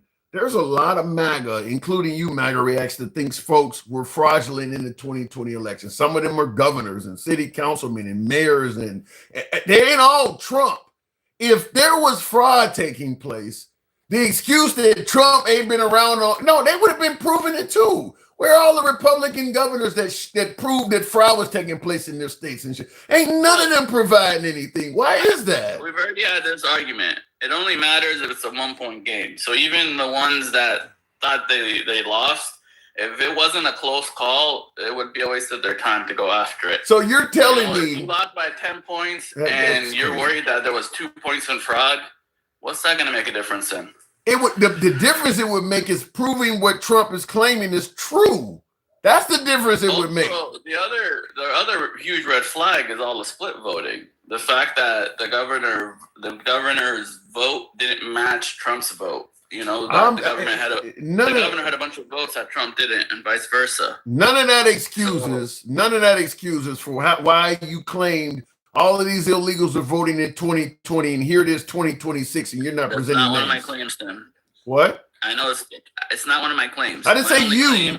I didn't say you. I'm taking the stuff. I'm taking the stuff you were saying, and I'm addressing it to Trump and saying none of the stuff you were saying excuses him for why he's claiming all of this illegal immigrant fraud happened in 2020, and you provided no names or anybody that did it. You should have, if that many people came in this country, you should have caught a bunch of people by now, or your party should have caught a bunch of people by now. Look, I don't know what actually happened. I know something is funky with the numbers, and they have to investigate it to figure out what actually happened. And he needs support for that investigation. He has support. Some of what he's doing is lying to get support for it. I mean, barely. Like now, all of these Republican, the country, they don't like him talking apparently about this election. But I can't talk about elections. Yeah, we'll move on. But I'm just going to tell you, there's a lot of MAGA in prominent positions of power, and they would absolutely love to prove what Trump is saying is correct. Governors and senators, none of them are providing this stuff. That is a real big question mark for why none of his party, who many of them agree and believe what he's saying is true. None of them, people in power that have the power to actually find this stuff, none of them are presenting any cases. And maybe he's trying. That makes no sense to me. But anyway, we'll move. That's the other thing. A lot of them don't have the power to investigate. None of them? Shit. What about the ones that do? I don't think there's many that do. And all these Republican governors, none of them have any power to do anything, huh? I mean, these are federal elections, and the jurisdiction on elections is very, very narrow. The elections are ran by the state. The federal elections are still ran by the state. Look, I don't know all the details. I believe that. We'll find out. I mean, he's looking into it now. We'll find out in a year or so if anything comes of it. You're going to be walking with a cane with a gray beard still saying we're going to find out what happened all them years ago. It's going to be like trying to find Amelia Earhart. For the record, I still doubt the 2000 election. I think Al Gore should have won. And for the same reason, because it was a 1-point game. Hell, it was like a half-a-point game. And I think fucking Bush pulled some tricks to win that one. I think we're at a point with 2020 that you guys believe something happened and you're not going to accept anything else but what you believe. No matter how much evidence comes out, it ain't going to ever be enough. They never are going to have investigated as far as you believe it should have been investigated, or somebody was working for the deep state. They spent 2 weeks on it. That's all they did. I don't think if they had to spend 2 years on it, you guys would. Trump has spent more than 2 weeks on it. He ain't presented nothing. He's been on it more than 2 weeks. Where's his evidence? He's been on it like 6 months. How long do they got to spend on this to make you happy? Tim. That's an average. Mueller was 2 years, so they have to at least spend 2 years on it. Okay, Mueller was on the same thing, right? Russian collusion. It took 2 years to tell us that there was barely anything, so they need to spend at least 2 years, and they're doing it 4 years later. Mueller got to go right away and look into it right away. Okay. We had to wait 4 years. And God knows what got lost in those 4 years. But, it's like any Super Bowl or any game or anything that gets lost at one point.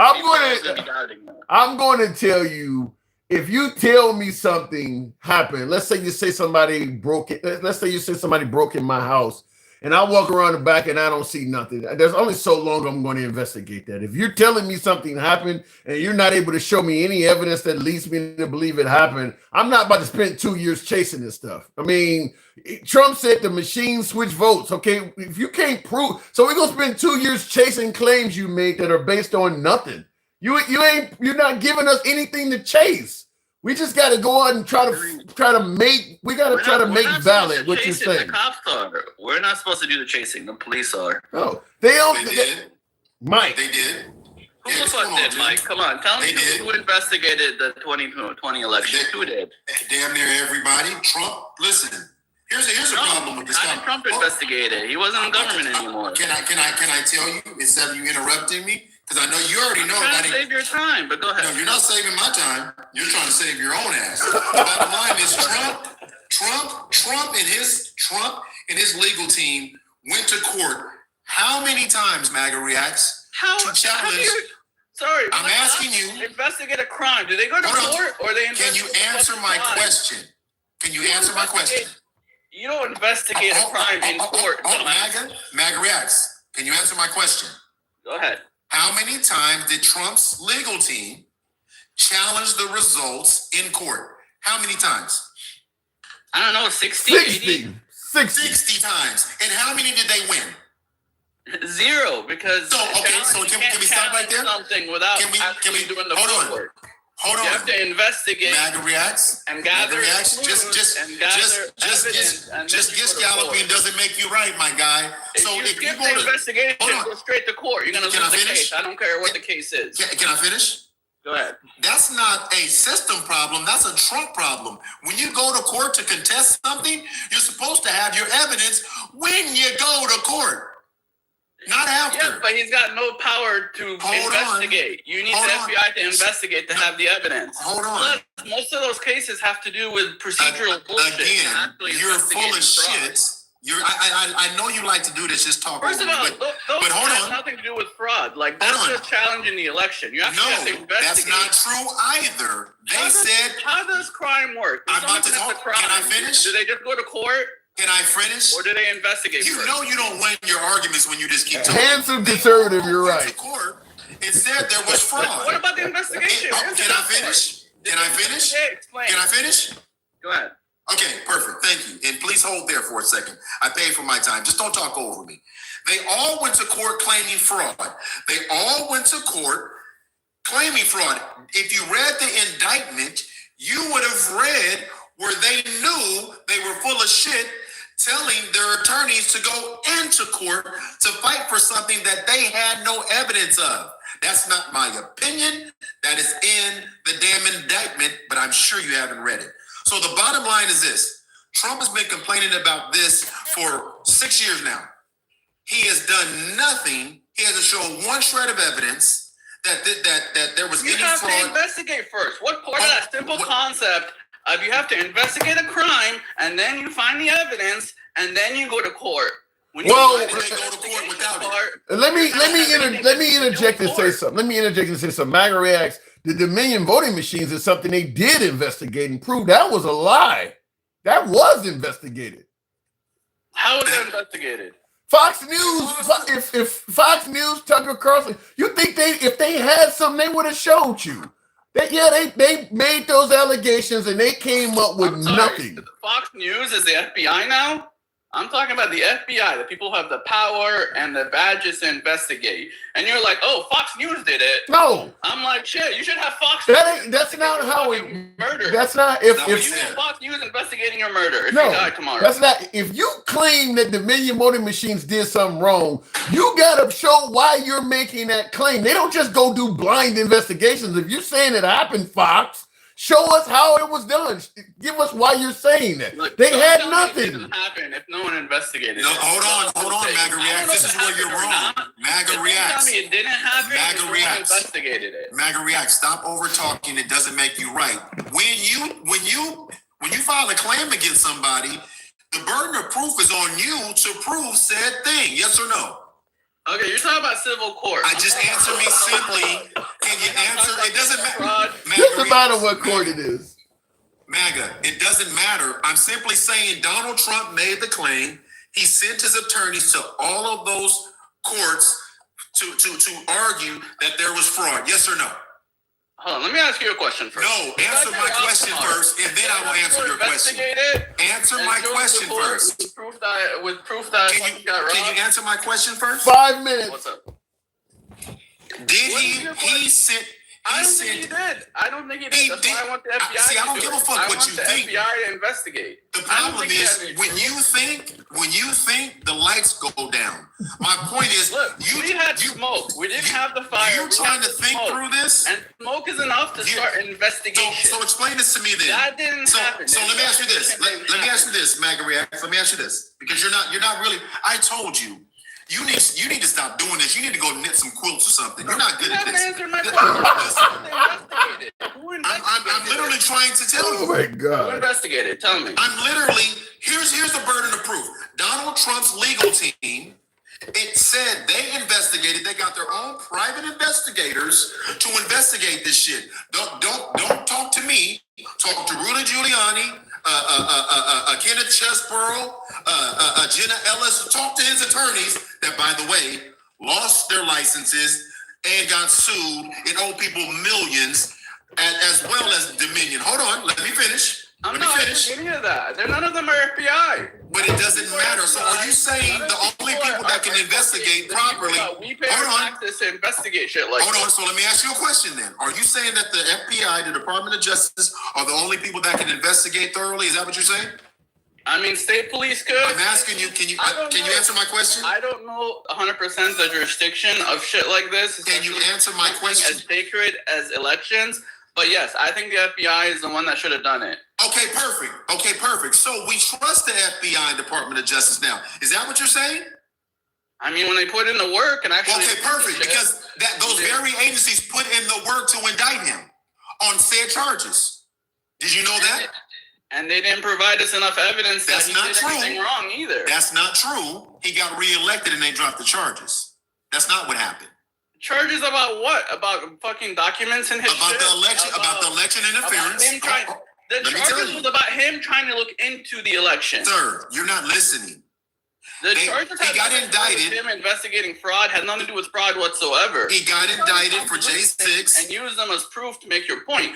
My only point is it wasn't investigated. You don't know what the fuck you're talking about at all. You haven't read shit. There was no investigation. You want to bet $1,000? Okay, you want to bet $1,000?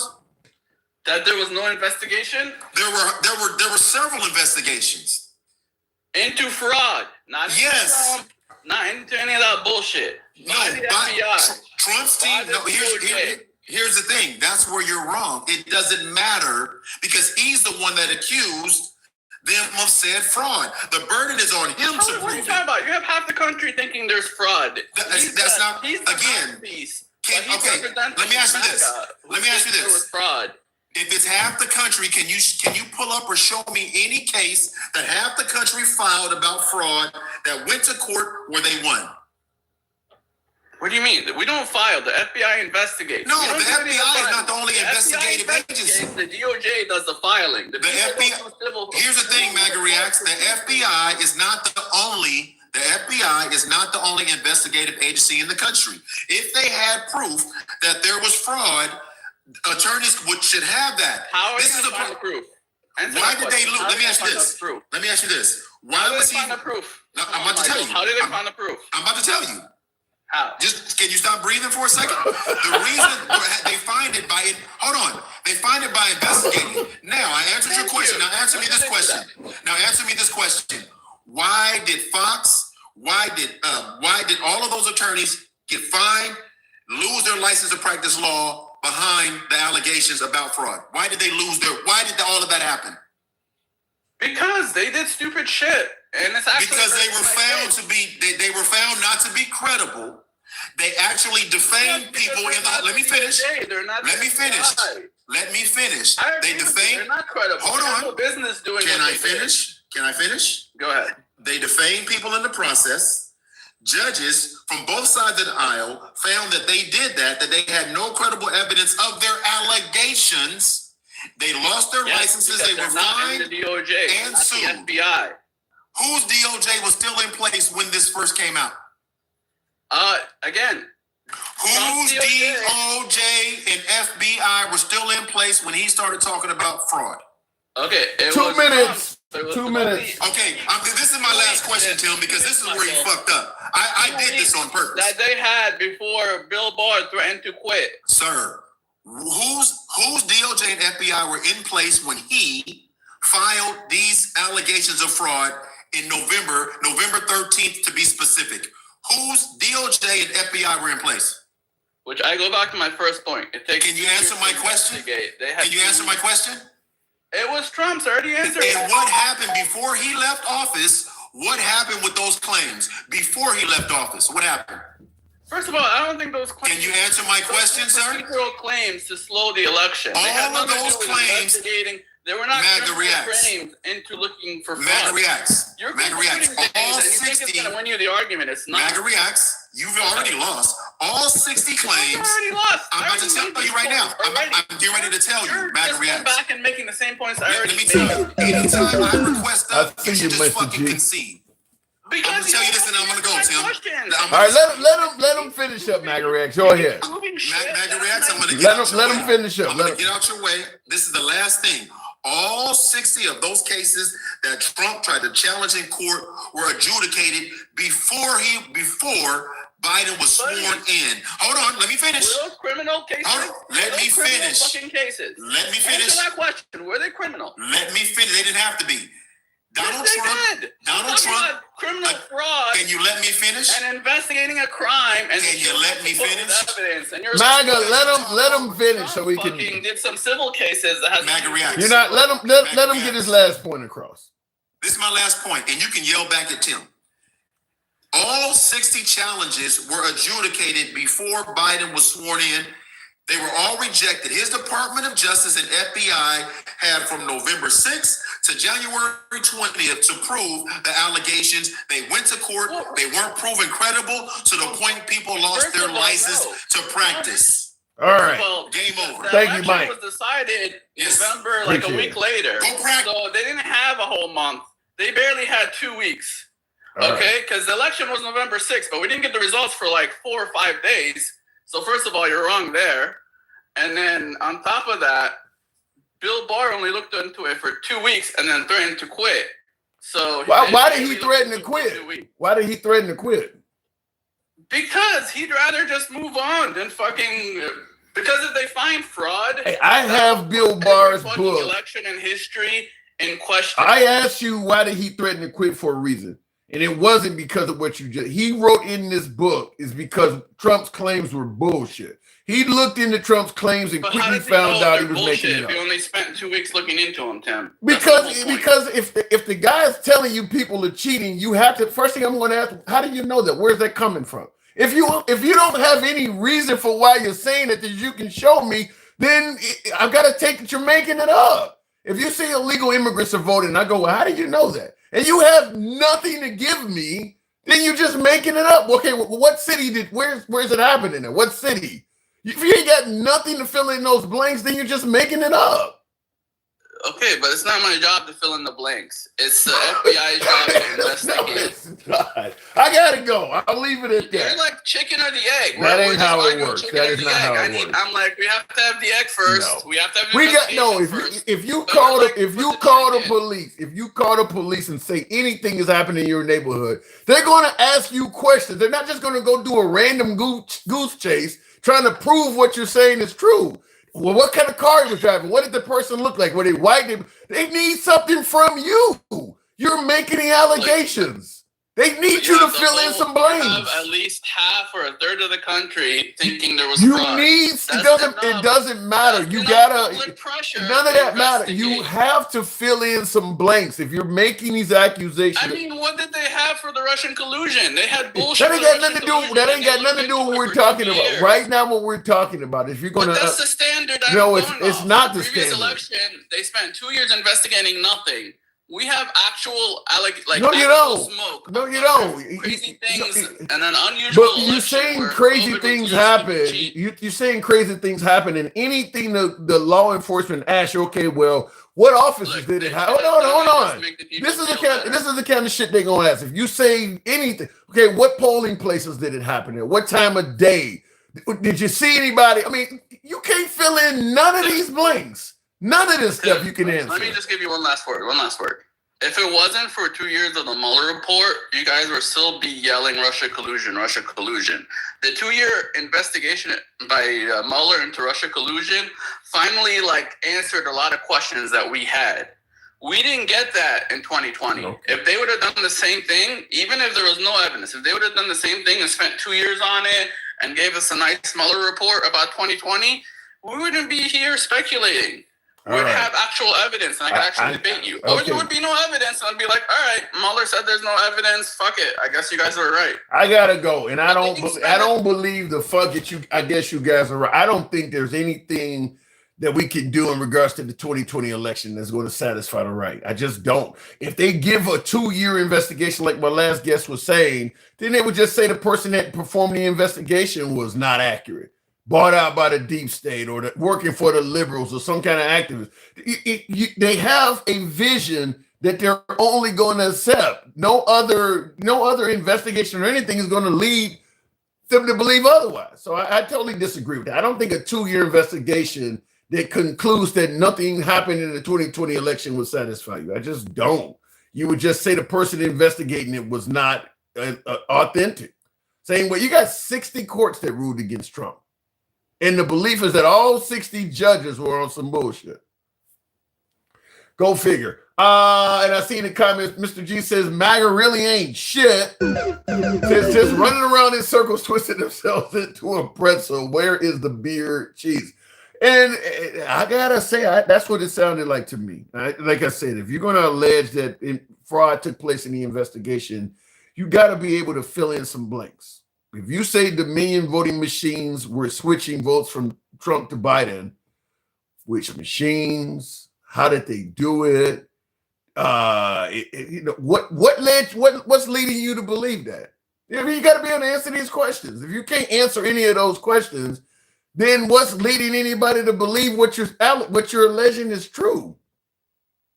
You're saying the machines are switching votes. What is that actually based on? I just think it's happening. Then that's not something they're going to spend 2 years investigating. You need to be able to provide something. And the Trump administration on many of these claims have not been able to provide anything. Why don't you spend 2 years investigating something when the person couldn't answer simple questions like what time it happened or what polling places it happened at, or did you see some? I mean, you don't have anything to answer, and I got to spend 2 years chasing nothing? That's not going to happen. No law enforcement is going to do that. So it's almost like, I don't know, just saying somebody stole $1,000 from me. And the police have to go out and make up a story or figure out why that actually happened or how it happened. I didn't tell them where the money was at. I didn't tell them if anybody was in my house, where the money was located. I didn't give them anything. I just said that somebody stole $1,000 from me. Go spend 2 years investigating that and verify it happened or it didn't happen. I can't answer any questions at all. Was it in hundreds? Was it in 20s? Where was the money at? What time did it come up? I can't answer any of that. It's just up to you as an investigator to go out and deal with it. They're gonna spend 2 minutes on that. That's what Trump presented in the 2020 election. Trump shut that down with Jack Smith as soon as he got elected. Blame Trump, says Mr. G. The minute he got elected, yeah, he absolutely interfered in his own investigations. That absolutely is true. And then not only did he shut them all down, then he started going after the folks that participated. Many of the judges that dealt with the January 6th case, or judges or federal agents, they fired a bunch of those folks. A lot of them folks have been fired and things like that. My guess is if Trump loses in the midterms and the Democrats take control, you're going to have people with lawsuits and cases coming from everywhere, suing the government and things like that, because there's no doubt that some folks were illegitimately fired under the Trump administration. Doge, in particular, fired a lot of people that did not deserve to be fired. When Elon Musk took a chainsaw to the federal government and started sending out letters saying everybody was fired for performance, and people were like, I just started working here, or I've never had a performance review. Them folks are going to come out of the woodwork and start suing. They're not probably doing it as much now because they know it's not going to go anywhere under where it wasn't going to go anywhere under Pam Bondi, and now whoever her replacement is, it's not going to go anywhere under them. But they have time. They don't have to do it right away. They have time to wait till liberals are in control. Folks have been deported and detained and stuff like that did not warrant being deported or detained. There's a lot of lawsuits coming. I don't know if they're going to, if the liberals will have to file, will have to come up with some kind of legislation limiting how many people, or better yet, how much you can receive in damages. But there's a lot of people that have been wrongfully wronged, kind of a tongue twister there, but there's a lot of people that have been wrongfully wronged by the Trump administration, particularly by ICE, detaining folks, that citizens, grabbing folks, just violating the unwarranted searches and seizures, wrongful stops, freedom of speech, all of that stuff's going to come up. I'm sure some of that shit's on camera and everything. Trump sabotaged everything MAGA was asking for. I don't know if he sabotaged everything MAGA was asking for, because a lot of, look, I say this all, yeah, that's when it'll be love to cruise a class action suit, because you got to limit, you don't want all these people popping up. I got deported to CCOT wrongfully. How much money is that worth? You have to give that person millions of dollars.